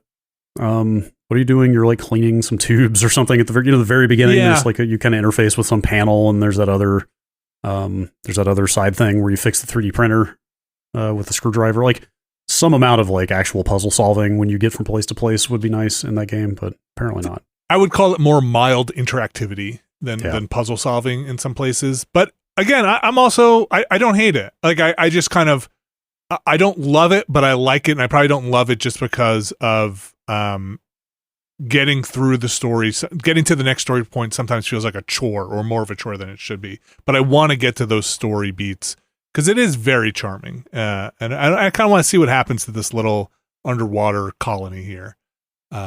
So I'll probably try and finish it up. I actually should see how much longer I have in it. I just kind of burnt out on it a little bit. Old Harold Halibut. Are they just tied to one thing? Because I've been playing like a bunch of Citizen Sleeper. I never finished that. I went back and I started playing a ton of it. Yeah, I think I burned out on that in a similar way. Where Citizen it's like, Sleeper. Yeah, it's like there's a lot of running back and forth. This thing, scrolling around the station, being like, go here, mash this button, get some money. The conversation unfold, like move on. And there wasn't a lot of.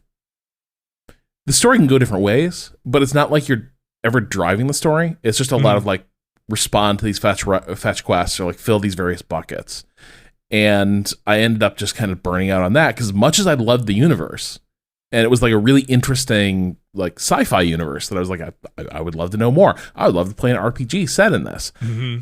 The minute to minute of Citizen Sleeper, after like that charm wore off, I started to hit a point where I was like, yeah, I see why people loved it. I kind of am surprised I didn't hear more about the like sheer amount of grind there is associated with it, and like there being less to do than maybe it initially feels like. And slice of life stuff can be hard to pull off in that way, because like there is value in having you immersed in spending time, like going through the motions and rituals of like pretend you're a member of this community. Like this is why the Stardew Valley was a massive hit because of this. People loved like making their little rounds. But there's like a weird X factor. There's got to be a little something to it. Stardew Valley was like, and also here's a bunch of like cool, interesting jobs you can do and things you can get better at along the way while you do your rounds. And if there's not that second component, it can be a little bit like, man, I'm tired of going here and talking to this guy. I'm tired of running back and forth over the same ground, no matter how cool it looks. I also took a break from Citizen Sleeper and then came back to it for similar reasons. I think Citizen Sleeper, though, at least has some agency in how you're going to... You get to decide how you're going to spend at least your time, but sometimes I'm going to try and do... I can't remember what the traits are, but I'm going to focus down on these dice, right? Or these die. Yeah. Like I want this to be my way I resolve problems. I want to choose to deliver this food instead of do this thing. It did feel like there was some choice there. I remember having to grind out for money. I was talking to Alex about it. I was like, man, did you like, the economy seems rough. And he was like, I was rolling in money. It's like, I don't know what I'm doing wrong. I'm having a tough time. So that was the thing. I kind of smoked that game's economy, which was you did? Okay. Like, so I also ended up in a place where I think the resource trade-offs you're supposed to make, I just wasn't having to make them. Okay. Because it was like, I'm gonna do ship mined core arbitrage here. I'm gonna buy the raw like ship mined components, like refine those into a ship mine, sell it or fulfill that quest, get the upgrade points for my character. Now we keep it rolling. Now I can succeed on these rolls on a 2 or a 3. And so I always had 6 dice loaded. Always had like a few categories of thing I could do that was like guaranteed success. And you're never running up against the clock on stuff, or you didn't feel like you were pressured? A couple times I did. Okay. Like there were a couple quest lines that I didn't quite nail. One, I just didn't see the way the timer was going to work. Mm-hmm. So like one of the DLC things, a thing where you're going to aid some refugees. If you don't do all the things like up front, the plan's going to go off half-cocked and it will fail. So that was annoying. But that's the other thing is I often felt when things went bad for some of these characters, I was like, yeah, you deserved what you got. Like, there's a character, Bliss, that you help out who's like, can you help me like get my repair bay back on its feet and like come do engineering tasks for me and invest in me. And every time there's some like, oh, like the first job didn't return any money because her ex-partner and ex-romantic partner as well, like stole all the money. Yep. And she was like, them's the breaks, but we'll just keep grinding. And I'm sitting there being like, that sounds like a you problem. Like, I didn't realize there was an ex-partner who still had access to your accounts. Are you kidding me? You think this is any way acceptable? So when her quest went bad, I was just like, I helped you out on multiple ones. I did everything I could, but like I could not carry your dead ass across the finish line. That's not on me. That's funny. Okay, yeah. I was definitely like, oh no, I got to get the best resolution on all. Everybody needs to be happy on this space station. No, I hit a point because so much of it is like, this is the other weird thing about Citizen Sleeper is so much is like, hey, like if we all work together and invest in community, we can like, we can liberate ourselves. Yes. We can free each other. But then so much of the actual like action of the game is, Sleeper, can you do all this work for me? Yeah. And at a certain point, like, because I was shotgunning this, like, just like, because there was a day where I just had nothing else I could really play, so I was playing until I said in Sleeper. There was just a point where it was like one request after another. And I just sort of hit a point where I was like, sometimes people get what they deserve. Oh man, cold. It's a tough space station, man. Oh, not everybody's making it off of this thing. Yeah. Did you get to maybe you could roll a 5 on one of these engineering checks.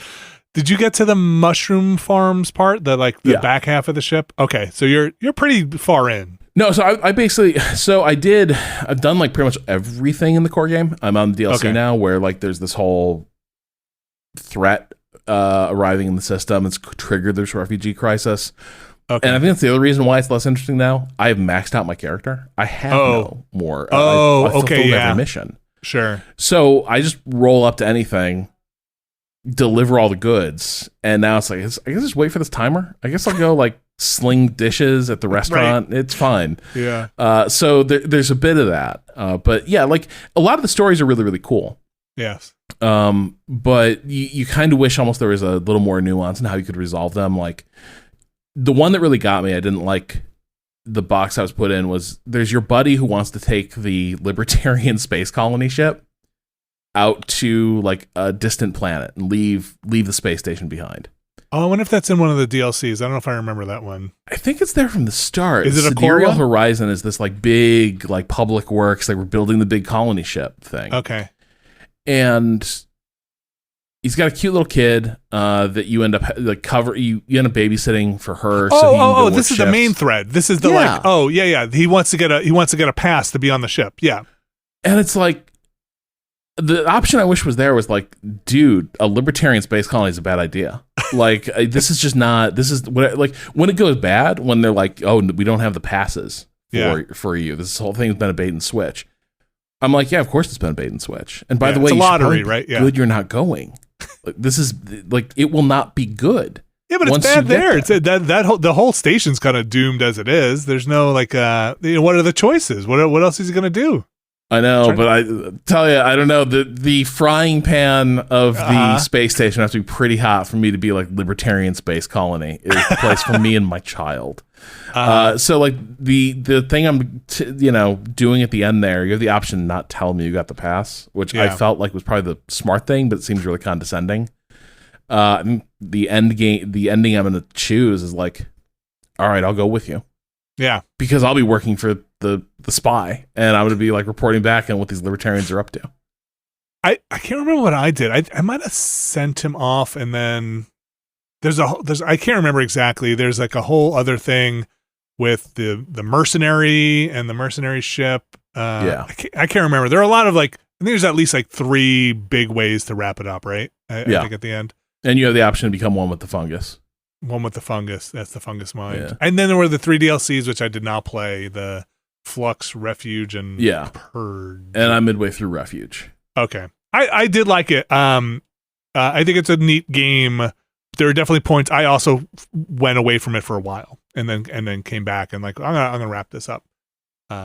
That's on everything now, right? Oh, is it not on PlayStation? I'm looking at the releases. But I believe it is on Game Pass. Is it on Game Pass? Okay. I think you can play it anytime.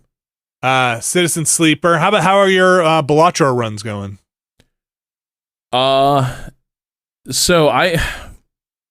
Balatro, I wish I could forget it exists. Is the hell for me with Balatro is that it is perfect for time for bed. I go to turn off my computer. I sit down. Okay, I could play a couple hands of Balatro. No problem. And then like, ooh, that's a cool little Joker we just got. That's the way that multiplier interacts, and then I got that card that I doubled that has the red tag and it scores twice. Now we're cooking. Cut to like every time it's like, I'm gonna get to bed early tonight. Yeah. Next thing I know, 1:30 in the morning. Hey, congratulations. That's another good Balatro run. You want to go infinite mode? And I'm like, hell yeah, I do. Did they run the hands run that long? If you do a full Balatro run, it feels like it's an hour or more. Yeah, that sounds right. Okay. So I fell down the Balatro hole quite randomly last week somehow, despite never even having played poker or understanding the hands of poker. That's kind of why I didn't play a whole lot else in any real depth over the last week. Because every time I sat down in front of the TV and picked up a controller, poison for a month.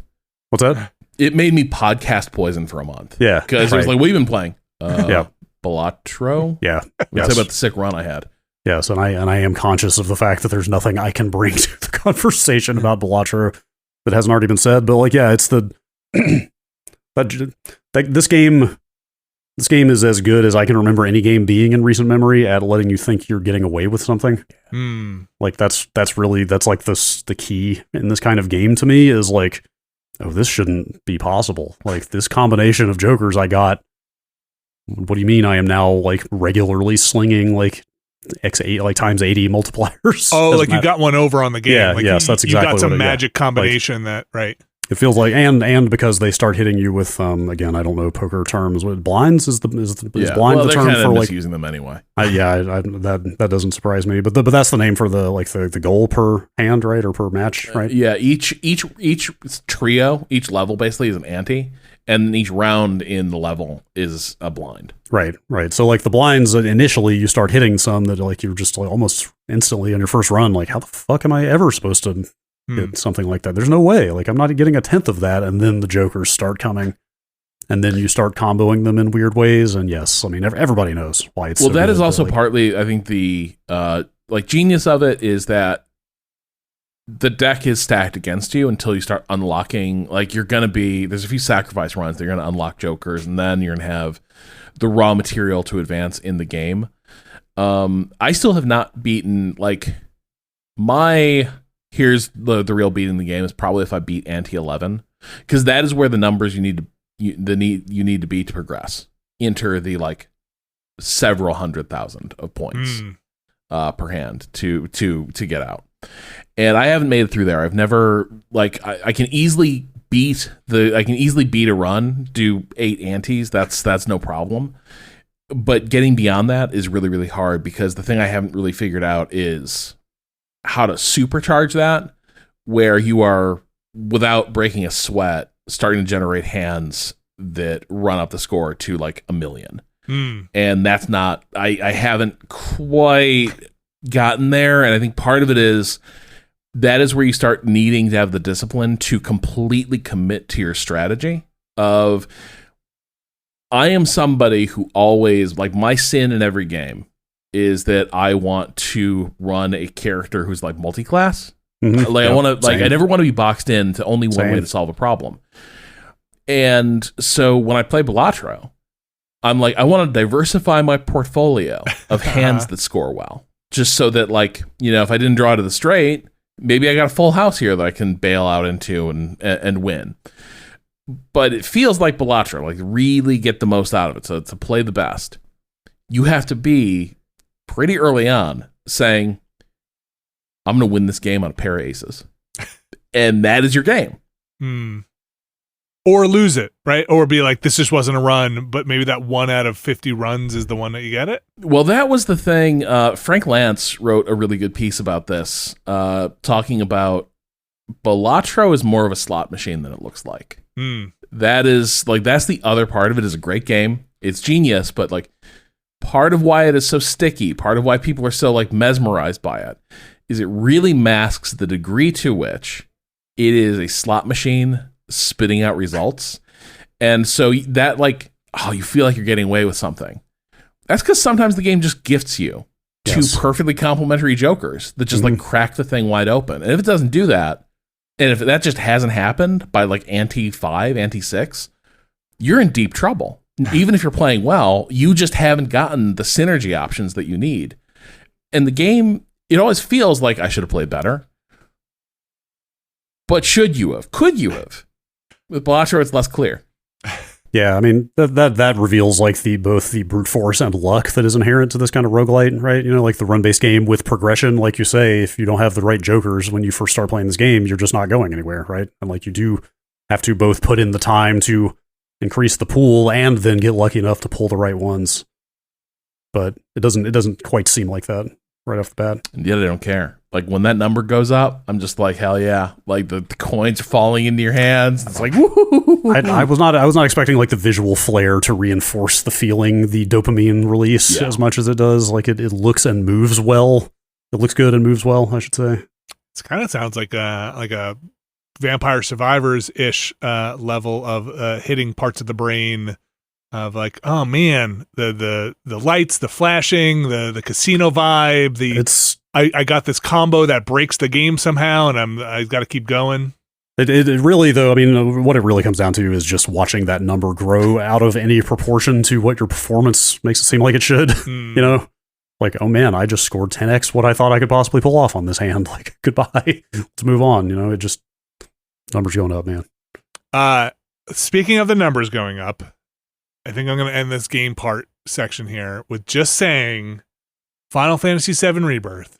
That game needs to be done. That game is, I think I'm like 70-something hours in it. I'm in the Gungaga region? Gungaga, yeah. The jungle, running around there. I think that area sucks. I think it's not fun to navigate around in.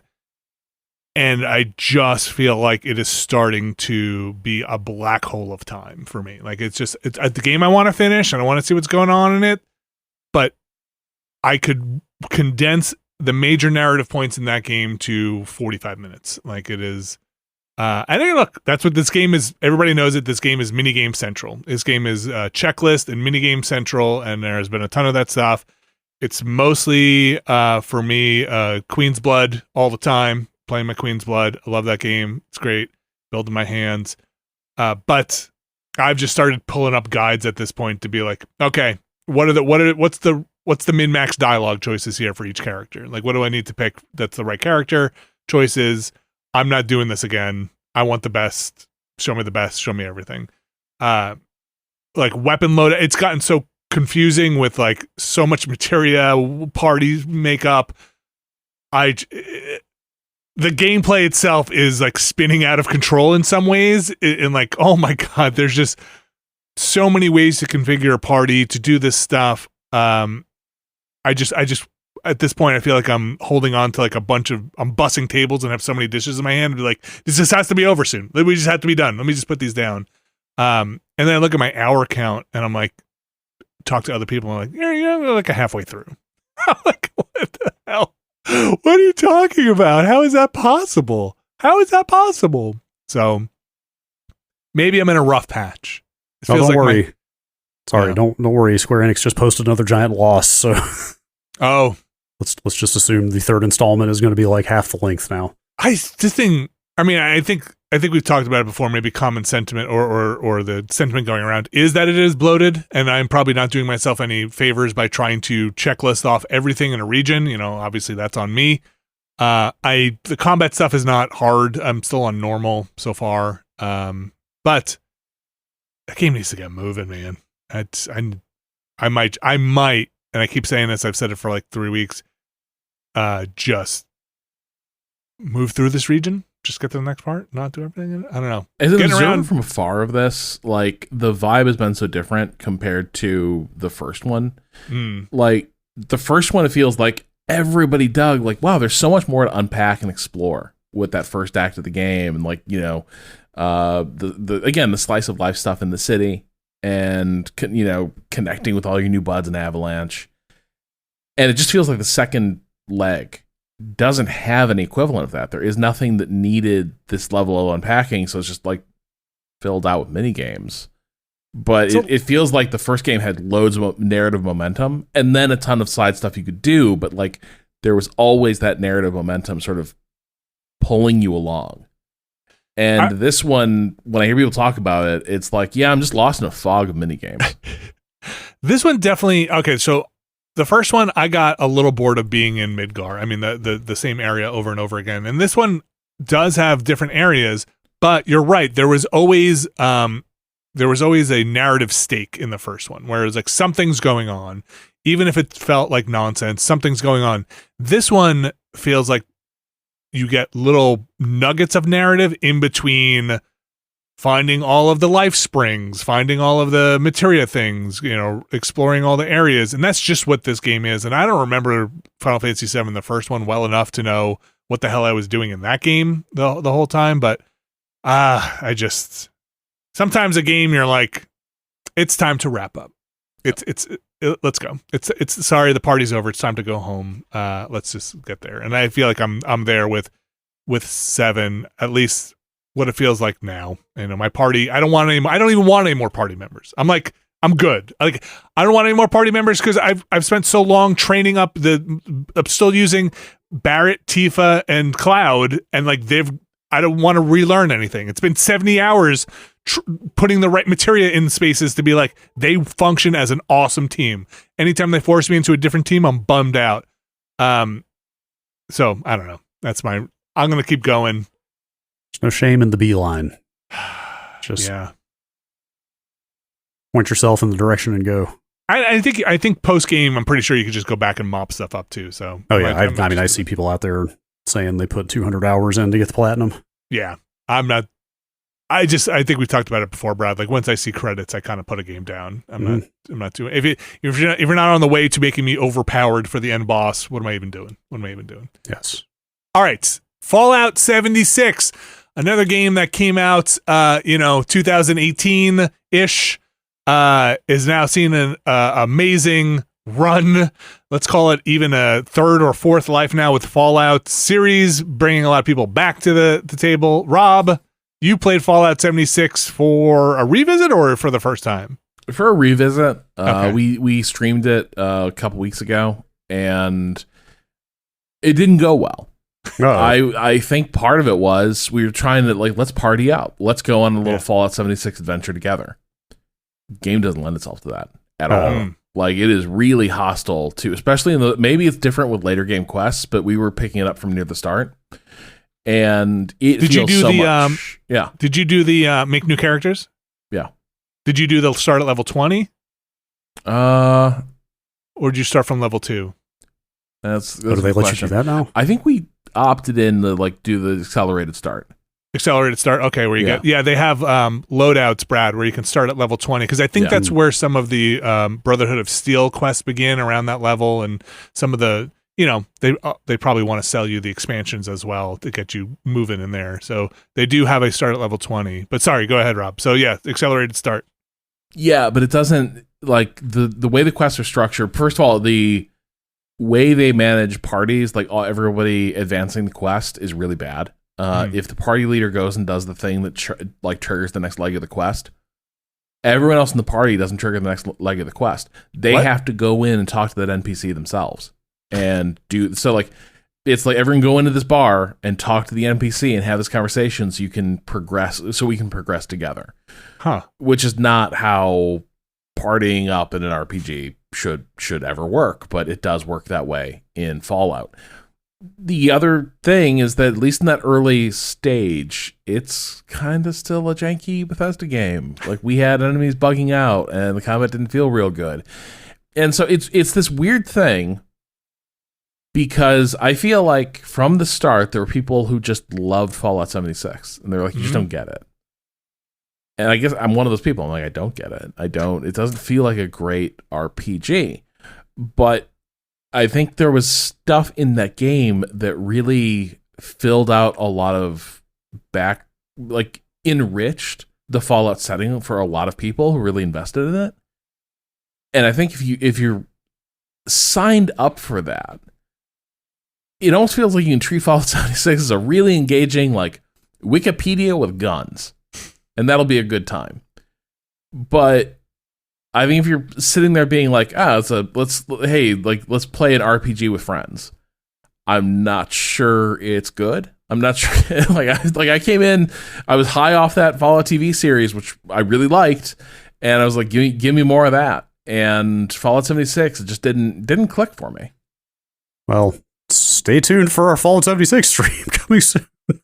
So I jumped in. This does not bode well. Well, I jumped in. I had read some stuff about the early game being kind of a slog. And I was like, okay, I'm going to go in. I'm going to put some more time in it tonight, and then before we stream as well, to see if I started from level 2 because I was like, I don't want to skip level 20 because I need to learn the mechanics. I didn't want to learn about how the perk system works and the special system works. I'm going to see if I can get to level 20 on my own naturally, and then when we start, maybe we'll have some semblance of what's going on here, because I don't know what the level cap is, but people were posting on forums being like, well, around level 50 and 100 is when things really start to pick up. I was like, cool. That's pretty intense. Yeah. Well, we'll see a lot of people said do the skip ahead because that stuff is good and fine, and you actually wind up getting more perk or special stuff than you would if you naturally got to that level in level 20. So people are like, you're not missing anything really. It's kind of a slog. Yeah. So it's just do the 20 thing, unless you're some kind of masochist, or some people are like, if you haven't played the game before, maybe try it out from the beginning so you can learn the systems. But I think, Brad, I don't know how you feel. We should maybe just do 20 characters or something from the beginning to get into some of the later quest stuff. Yeah, I haven't played it since 2018, but I think that'll probably be fine. We've played Fallout before. Yeah, and I'm trying to get an experience with it with this character, which if I don't get this character to level 20, I might just, before we stream, roll a new one at level 20 to get in there. But yeah, I was trying to think back on my history with Fallout, and like, I really like Fallout 1. I have fond memories of it, and 2. The Bethesda Fallouts I liked a lot, but I didn't love them as much as some other people did. I always thought that world was too janky for me to ever get fully invested in, and I had a lot of those feelings with the Elder Scrolls stuff too. Like some of them, some of them are Morrowind I loved, but that engine, something about that engine never fully let me get immersed in those games. The way they would zoom in on characters, the way they treated quests, and that's kind of in Fallout 76. I mean, that's like, I don't know.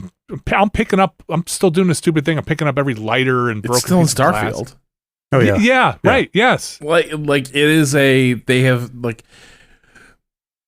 the quirks of that entire archetype of RPG, the Bethesda RPG post like Oblivion has, and I guess maybe you'd say there's continuity with stuff like Daggerfall, but I do think Oblivion's a decent place to pick the story up.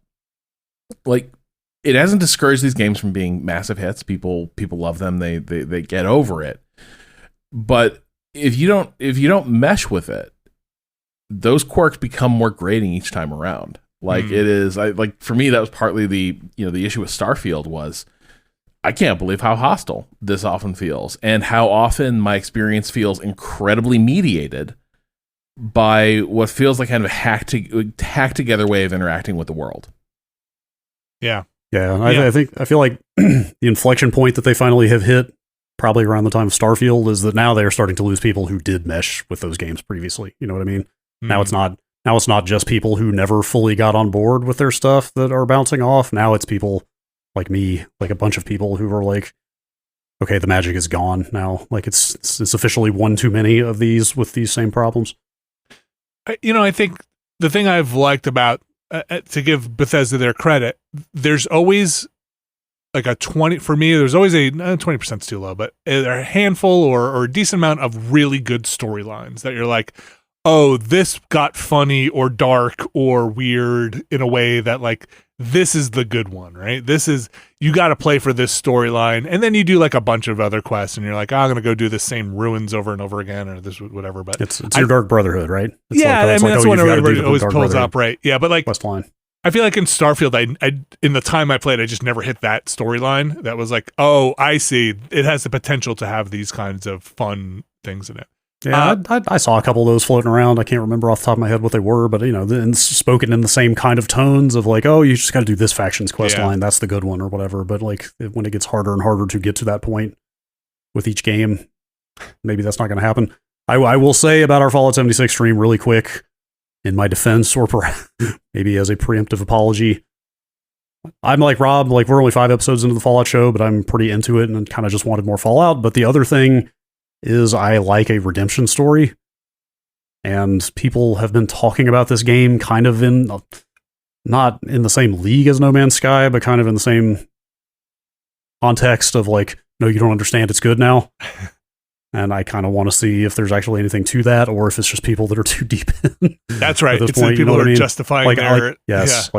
I've seen enough people say like, no, it's gotten pretty good over the years. I'm like, all right. I need to get in there and see if there's actually any merit to that argument or not. Yeah, we'll check it out. I'm very curious about it too. Like again, that's a game with a rough launch, to put it mildly. And so I assume it's a moneymaker for them now, or has been for a while there. When I went to go load that game up, I was like, oh, there are plenty of things they will sell you for Fallout 76. So yeah, I'm curious to check it out, and I want to give it. That's why I'm trying to put some time in before too. I'm like, I really want to give this the fair shake that a lot of online RPG games are slow in the beginning, and especially what did we say? This came out in 2018, right? So like, one that is like has forgotten onboarding, right? One that was like, oh, the beginning of this game used to mean something different than what it means now, because now they want you to be in this later content as soon as possible. So we'll see. We'll find out very soon. All right. Now we'll take a quick break. We'll come back. We're going to do some news here. So stick around. We'll be right back. And we are back. And it is time for the news. And it's a couple of stories here. Let's kick it off with this one, Brad, you put down here that I was fascinated with, both from the continuing Switch 2 update stream and also the technology they are talking about. What is going on with how controllers will attach to a Switch and beyond? Yes, the trickle of prospective Switch 2 details continues. These are all leaks, just to be clear. All of these could be nonsense, but there's pretty good reason to believe that most of these have some truth to them.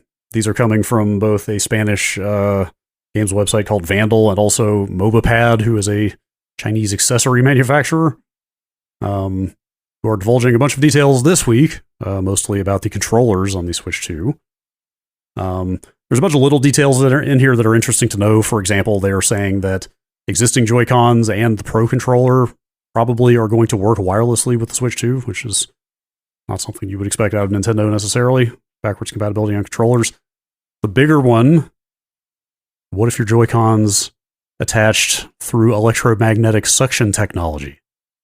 It sounds great. It sounds like some kind of Metal Gear thing, Metal Gear Solid technology that you'd hear about. Like, Snake, we've got electromagnetic suction. Oh, you mean EMSP? Yes, that's how your new gun works. So it's funny that in the Video Games Chronicle, I didn't even notice this, but in the Video Games Chronicle story you linked is the video I found on electromagnetic suction. Electropermanent magnetism. Yeah, they have it linked in there. I don't know if that was added later or has been there the whole time, but like that was the one other video I could find with 1,500 views on YouTube to explain what the heck that means. Rob, how much do you know about electromagnetic suction technology? I mean, my guess, just from what it sounds like it would be running current to recreate the feeling of resistance of springs, but without the mechanical faults. I mean, sounds like you are pretty close here. Yeah, so like this part is Video Games Chronicles speculation, which I have never heard of this technology before, but I'll just read from their story. The rumors may refer to electropermanent magnet technology, which is a form of suction in which an extremely powerful magnet is controlled with a single electrical pulse. Like, that's the crucial part, single pulse. A single pulse can turn the magnet on, creating a very strong latch, quote unquote, and another pulse can then turn it back off, releasing the grip. Because this technology only requires single pulses to turn the magnet on and off, if these claims are accurate, then this method requires practically no power and will therefore not drain the Switch 2's battery. And means the Joy-Cons will theoretically remain attached until the magnetic grip is deactivated. I had no idea such magnetic technology even existed. Neither did I, and that's why I wanted to go look it up. And like, so yeah, you run this pulse through. I assume, I didn't really do any research onto how this works, but I assume it is aligning a polarity of the magnetic substance that's in there. Like when you run the pulse through, it is basically making it into the other polarity, I would assume. I really don't know how it works. An electromagnet, you need to have current constantly running through it. Right. And the examples they give, they pulse it, they turn the power off, and it's magnetized. The weird thing I would think with this would be two things, and I again, not an engineer. One, giant powerful magnets that close to a screen or other devices, could be weird. I mean, there are smaller magnets in these things, but not very powerful.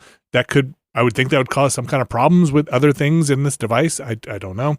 The other thing is, like, if it's a handheld, and I assume it is, and there's no mechanical linkage, just these magnets holding, and this is what you hold the thing with, do you trust your screen to this as you're shaking things about and moving around? Yeah. That was definitely my first response to this, was just like, boy, they must be very confident in this solution, because at first blush, this sounds like a terrible idea. I assume they were doing something with the sticks themselves, rather, because that's where they had problems. I didn't feel like the sliding rail attachment was like we got to fix that. Yeah, it seems like the existing solution works pretty well, to be honest. But I mean, this sounds cool. Sounds cool. Oh, I love it when things are magnetized and you have to attach something. It always feels like the future when something just sort of like gloms on correctly. That feels cool. Yeah. But yeah, I don't know. This is a problem that needed solving. But yeah, I mean, neat. Yeah, neat. The only problem I had with the rails were the those little the shoulder button attachment things, putting those on and off, and you had to have those on those little black slim shoes you put on the tops of the controllers when you were using them. I always thought those were terrible. So look, if those can snap on, that's cool.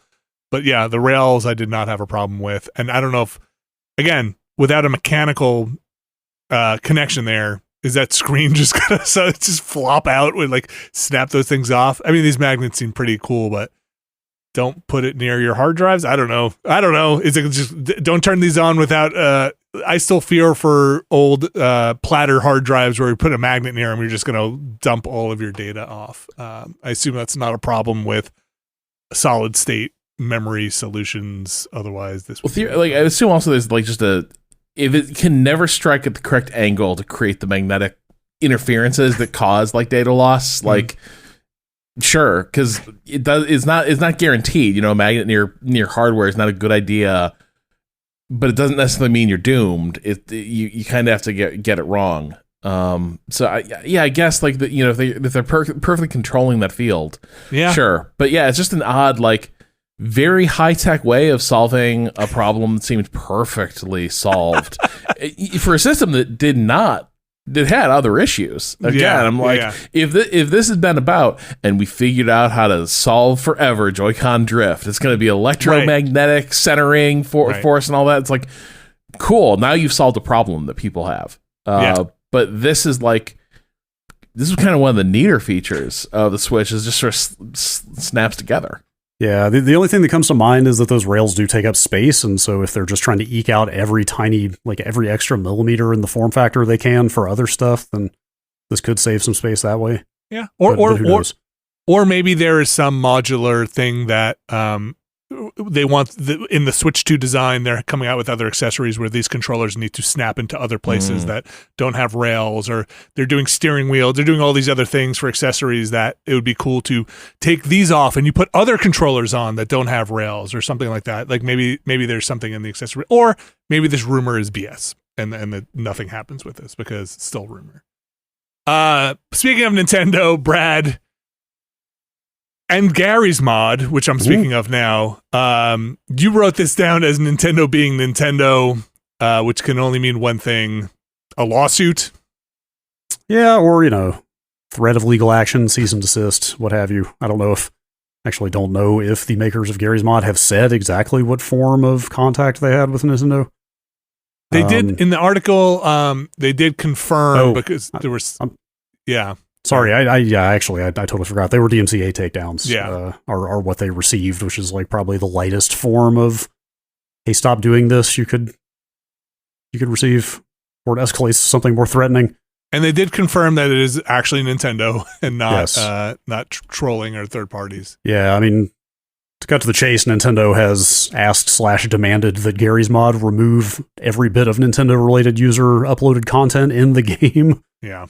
For the last almost 20 years. And then, yes, I think a bunch of people in the community were probably grasping at straws when they said, hey, this has got to be trolling, right? This can't be actually them.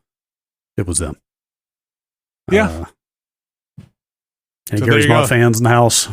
I appreciate academically Gary's mod. I never kind of got into it, but I'm glad it exists. I guess I'm glad it exists because maybe that also means by way of that, I'm honoring Skibbity Toilet existing. I'm not sure, but sure. Yeah, but sure. Yeah, I mean, I don't keep up with that shit very much, but Gary's mod is quietly a kind of massive cultural influence, isn't it? Right? The fact that anybody under 30 knows who the G-Man is in any capacity is entirely thanks to Gary's mod. Right. Yeah. Yeah. That's definitely a Nintendo thing to. I don't know who put something in front of Miyamoto from Gary's mod that was like, have you seen what Mario is doing? Do you see what he's having sex with this person? I mean, they got a taste of blood after they took down Yuzu, you know? Yeah. They need to feed again. This person shot 100 Yoshis out of a gun. That's got to be a lot of content. It's got to be a lot of content. Like, yeah. I think the quote from this article is, "We have 20 years of uploads to go through." Right.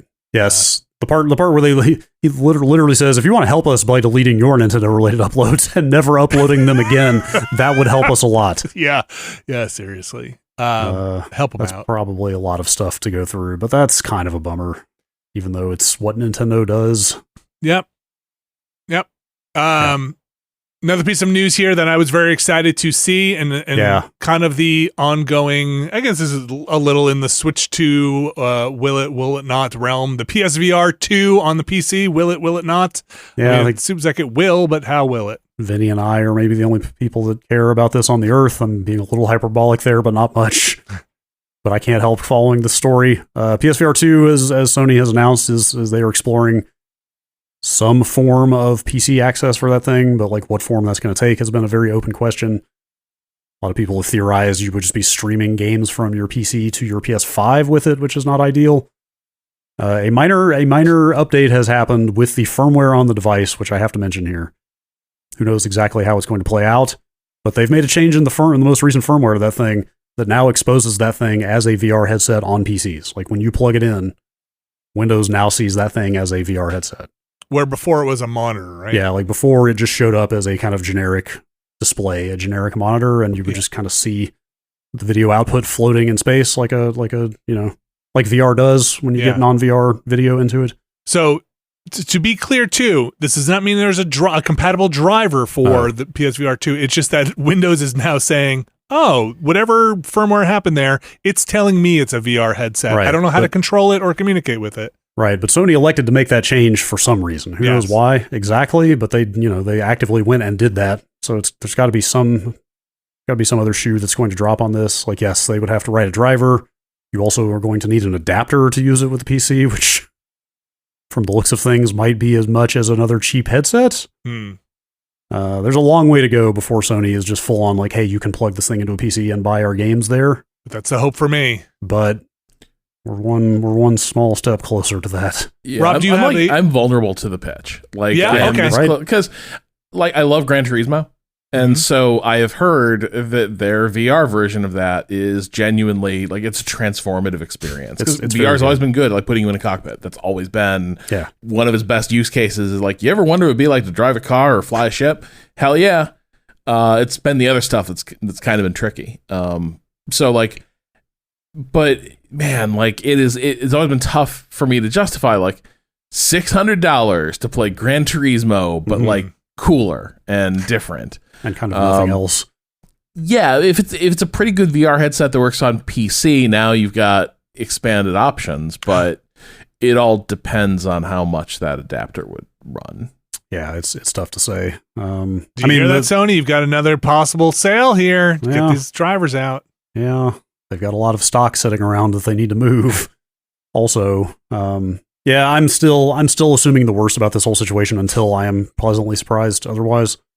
But this does seem like a somewhat positive development, and it is, Rob, to your point about it being a good headset. It's quite a good headset. Like for the price, what they crammed into that thing is very competitive. Just need more stuff to use with it. Yes. All right. Probably the biggest story we have here, and this is one that might be a little old if you've been following the news here, but we were off last week and we're kind of just getting to it now. But Embracer is... I'm sorry, who? I'm sorry. Formerly known as the people formerly known as Embracer Group have decided to break out into thought teams. It would sound like teams that would be on a company. This is how you name your company meeting rooms if you're like theming them per floor or something like that. Have decided to break things up. Brad, can you break down what the 3 new companies that at least the names will be inside of formerly Embracer Group? Hey, are you going to be at that 11 o'clock in Coffee Stain? Gross. I heard they've got bagels. No, I'm gonna be held up in the Middle Earth Enterprises and Friends. Or these are like Saturday morning cartoons. Yes. Why don't you run down these? Embracer is rebranding and splitting up, as you said. Embracer itself is now going to be known as Middle Earth Enterprises and Friends. just needed to say those words out Uh-huh. loud at some point on this podcast. Thank you. That's kind of like core Embracer, core AAA, in terms of the IP that they're keeping under that umbrella. Your Dead Islands, Tomb Raiders, Lord of the Rings, I guess I should say, in the business unit called Middle Earth Enterprises. And Friends. Yes. Dead Island, Killing Floor, stuff like that. Asmodee Group, which, like, I don't play board games really, but I'm sure that's a perfectly fine thing to name your big board game group, right? Definitely. Or tabletop. That is a chain, like, that's business as usual. So the thing about Asmodee is, like, everyone hates them in the board game space. Really? This is the key thing. Is they they took Asmodee. The people are like, what a vibrant, like, revolutionary period we've gone through with board games, where we've got, like, you know, games like Catan and such, and, you know, Fantasy Flight. They've penetrated, you know, tons of houses. Like, people aren't just like saying, let's get Monopoly. Asmodee were like, what if we consolidated all of that under our banner, and then made it impossible to get games published, and just sold the same shit again and again and again, and then leaned on licensed IP. So Asmodee was already in that business.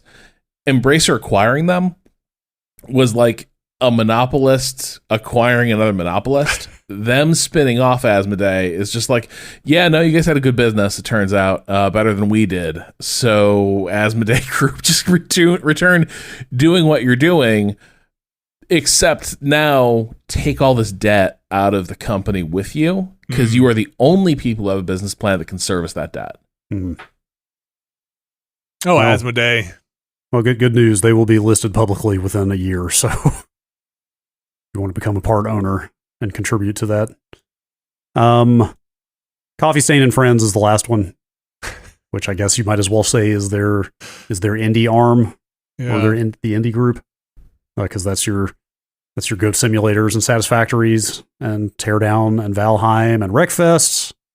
Deep Rock Galactic, a bunch of other stuff. If you go to their website, it's a lot of indies. Yeah. I mean, look, Satisfactory still got to hit 1.0. Coffee Stain doing a bunch.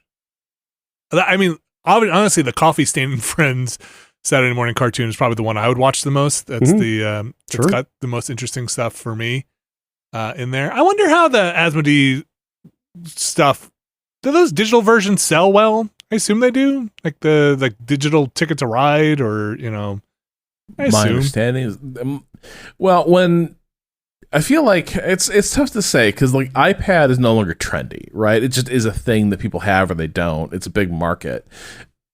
My feeling was it was, again, sort of a transformative event for a lot of these digital versions of these games, and became really, like, viable place to sell your library of hit board games again. I don't know if that momentum has kept up. And always a lot has been left to the implementation. Like, there's Asmodee eventually found people who could do good implementations, but it still feels like a truly great adaptation of a board game to a tablet or a PC is still, like, trickier than people think. It's more likely to get it wrong than right. So I don't have a sense of, like, how much their, you know, inventory they're moving. Sure.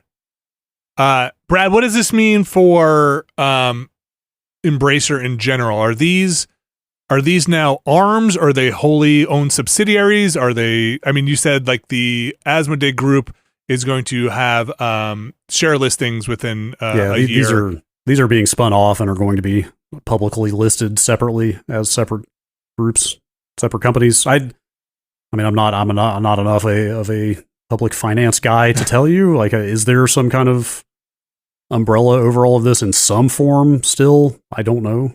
Yeah, maybe, or are they all actually literally just entirely legally, financially distinct entities now? It feels like it's going to go into holding company type mode. Yeah, that's kind of what I was thinking. You have, and that's kind of a weird thing too, because they really don't operate. Holding companies really do not operate their constituent parts like subsidiaries. They really do just hold entire corporations within themselves and on their balance sheets, but they are not, like, being centrally administered in your typical holding company lineup. That is the impression I get of this stuff. So my assumption would be these are three companies that are effectively going to be allowed to have their own strategies, their own leadership, got to get Lars out of there. Maybe no more decision making for you on a lot of this stuff, ideally. But the other part of that is, have you created 3 healthy companies out of this? Asmodee is probably the healthiest. They're burdened by debt, but they can service the debt because their business model, its underlying fundamentals were already good. The rest of this is, well, now you're just running a video game publisher, and that's just fraud. And uniquely, so far, Embracer's not proven good doing that. And so maybe with Embracer breaking up, you can unchain the people in these new organizations that can figure out how to make it all work. But it does feel like one of these things has like a steady revenue pipeline and a business model that works. And then these other 2 companies, Middle-earth and Friends and Coffee Stain, feel like somewhat like very loosely connected bundles of different companies that are kind of tossed together in business units. And I don't know. I'm not sanguine about the future of any of these things, right? Because like, how long before they start competing for resources? Especially if the underlying company wasn't healthy when it made this decision. Yeah. I feel like I need to sit down for like 2 hours or 3 hours and kind of look through all the properties here and understand even like where Gearbox. I already forgot. I think we talked about it 3 weeks ago. Gearbox Publishing and Gearbox kind of all fit in, and what Embracer wound up with. Like who got Remnant, the Remnant franchise, and all this. I think Remnant is still with some form of this. That Remnant is still under one of these groups. I assume. Is that a Middle-earth property? I guess. I don't know, because like Gearbox Development went to 2K, but I think the Gearbox Publishing stayed with Embracer. Correct? I think that's correct. I just feel like I kind of need to sit and put all the pieces back together again. Yeah, I think, didn't they rebrand Gearbox Publishing to something else? Oh gosh, they probably did. Embracer announced their plans to sell Gearbox Entertainment. Take 2. All right, Gearbox Publishing being retained by Embracer. They subsequently rebranded as Arc Games. Okay. Yes, Arc. I guess that's Arc Game. I don't know. Like again, beyond the scope of this discussion, probably. Yes, and well, just kind of figuring out what these things wind up doing and wind up being. And I think Rob, like you mentioned, Asmodee also trucks heavily in licensed stuff. Like that's their thing. So they're gonna go seek out, which is funny, but they're, according to this article as well, deals with Lord of the Rings to make their Lord of the Rings adaptations of different Lord of the Rings board games, because there's that Lord of the Rings collectible card game, which I don't play. I don't know much about it, but I know it's popular. I don't think that's what they're talking about. Well, and the thing is, I don't remember. Asmodee acquired Fantasy Flight, which I think at the time they acquired Fantasy Flight had a ton of valuable like tabletop licenses. So I could see there being a situation here where maybe they unified some licenses in the logical structure, but yeah, it could also be Middle-earth Enterprises is turning around and having to take like garbage licensing terms with a sibling company. Right. It's a bizarre thing. This is like, it is obvious that their hand has been forced. This is not a decision coming from a place of strength. This is a decision coming from the fact that Plan A failed spectacularly. And so now it is, what are some credible businesses we can spin out of this and have them not burdened by the stank that it attached to Embracer. Right. But I still think you were looking at, well, now you got 2 video game publishers, both in spaces that are really, really tricky. Like, yeah, the Coffee Stain unit would have a game like Valheim. So obviously, like, lightning has struck there. But big indies is a fraught marketplace. That is, you've returned right back to the problem of the games are costly to make and are still high risk propositions. And Middle-earth and Friends also feels like here's a bundle of studios that make AAA or big AA type games, And those have also taken a beating in the last couple of years, just in terms of like sustainability and expectations of return. So, right now I can see it all being like, it's a new day for these companies, but you are kind of cutting these 2 units loose into really choppy waters with their respective lane, like their respective core identity. Yeah, TBD, it'll be interesting. I would say. Yes, it'll be interesting to see where all of this goes. Last thing here, and Rob, we know you got a stream coming up, so I'm going to do this as a public service announcement. If you want to get in on your Dark Void, do so soon, because apparently Capcom is going to delist Dark Void 0, and also Flock. Also Flock, just for good measure. What did you do? I streamed Dark Void. Dark Void, and then they're immediately like, you know what? We're not going to sell that anymore. Didn't we kill that? We shouldn't show this anymore. Yeah. Do people still play? People can still do this? We shouldn't do this anymore. How is that man playing this? But we just got a ping to a server. It seems like somebody in Jersey it's playing Dark Void. Dude, I thought you should turn that off. No. And we got one from New Zealand. Somebody's playing Flock. We'll turn that off too. So you have until May 8th. They'll be pulled from sale. If you own them, you could still download them, kind of, the standard fare there in terms of messaging. But I don't know why this is all happening. It's airtight on Dark Void and Other Ocean on Dark Void 0 proper games for Flock, so it's not even all the same developers on that stuff. I'm not sure what happened here or what Capcom's doing. Yeah, I mostly just threw it in here because the timing is hilarious. Impeccable. Also, I will say right now, I have had a copy of Flock installed since release in 2009 on an Xbox 360 and then an Xbox One, and now an Xbox Series X. Never played it. Maybe I should play Flock. Never been a better time. We're going to wrap this one up, folks. Rob, I want to thank you very much for joining us here. Yeah, thanks for being here. This has been fun. It was a blast. I want to mention our mysterious benefactors really quickly, those who support this show and make this possible and make being able to invite people like Rob on the show. Our mysterious benefactors for this week are Sean Miller, RRE, Infelicitous Rips, Kelly F., Brian Lucier, Skywarp, John Hubbard, Evan Cook, Mark Wilhelm, Jerry Lee, Deidre, Keeper of the Orb, Gary Pejke, Robert Fisher, #Bunny Redacted, Jad Rita, Statics, Fantasticasm 89, Razgriz in the Red Dress, Brian Murphy, Randy Duax, Andrew Tiebkin, Alex Wu, It's Me JP, Edward Chick, Andrew Slosky, Steve Lynn, Matthew Herrig, David Campos, and Tyler Treese. And thanks again to our mysterious benefactors and everybody who made this possible for supporting us over at patreon.com/Nextlander. One other quick mention here because it's important. We are getting back into Twin Peaks The Return soon over on the Watchcast. So you need to go catch up on Firewalk with Me, which is up now over on patreon.com/Nextlander.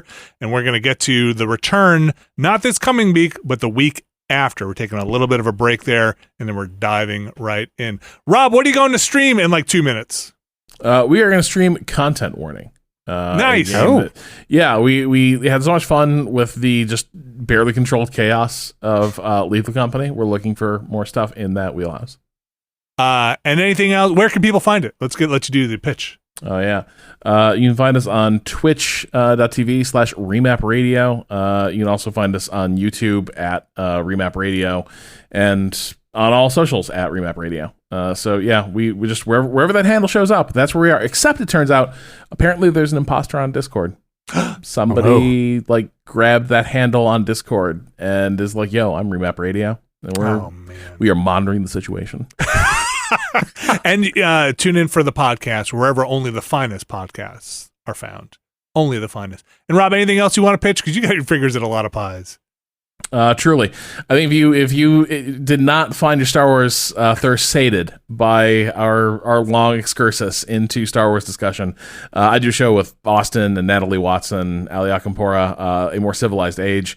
We started out as a let's talk about the Clone Wars cartoon. It has now just turned into let's have thoughts about Star Wars. But it's a lot of fun, and it's a lot of stuff for better or worse, like what you heard. Mm-hmm. And what if I like racing? Then you can tune in to Shift F1, which I do with Danny O'Dwyer and Drew Scanlon, where we discuss Formula One racing. Are we in season or off season now? We are in season. Oh, and wow. It's a weird thing. Season, the racing, it sucks. Sport's not good right now. But the politics of it are very interesting. And so it's like one of those things where all the players are maneuvering, because this season is a foregone conclusion, but the future feels very murky. The future kind of just feels murky all around, outside of everything. Look, as goes F1, so goes life, right? That's right. I follow the F1 trends. That's how I map everything out in my life. Erg boost. I don't really know much about F1 boost. You got very close. Oh, am I close? Okay. Urs boost is a thing. Urs boost, yeah, there we go. That or it was something from Xenoblade. I don't know. It's Urs boost also sounds like something. Rob, thanks again. I know you're literally starting it on the stream probably as we're ending this, so I really appreciate your time. Thanks everybody for listening, and we'll be back next week.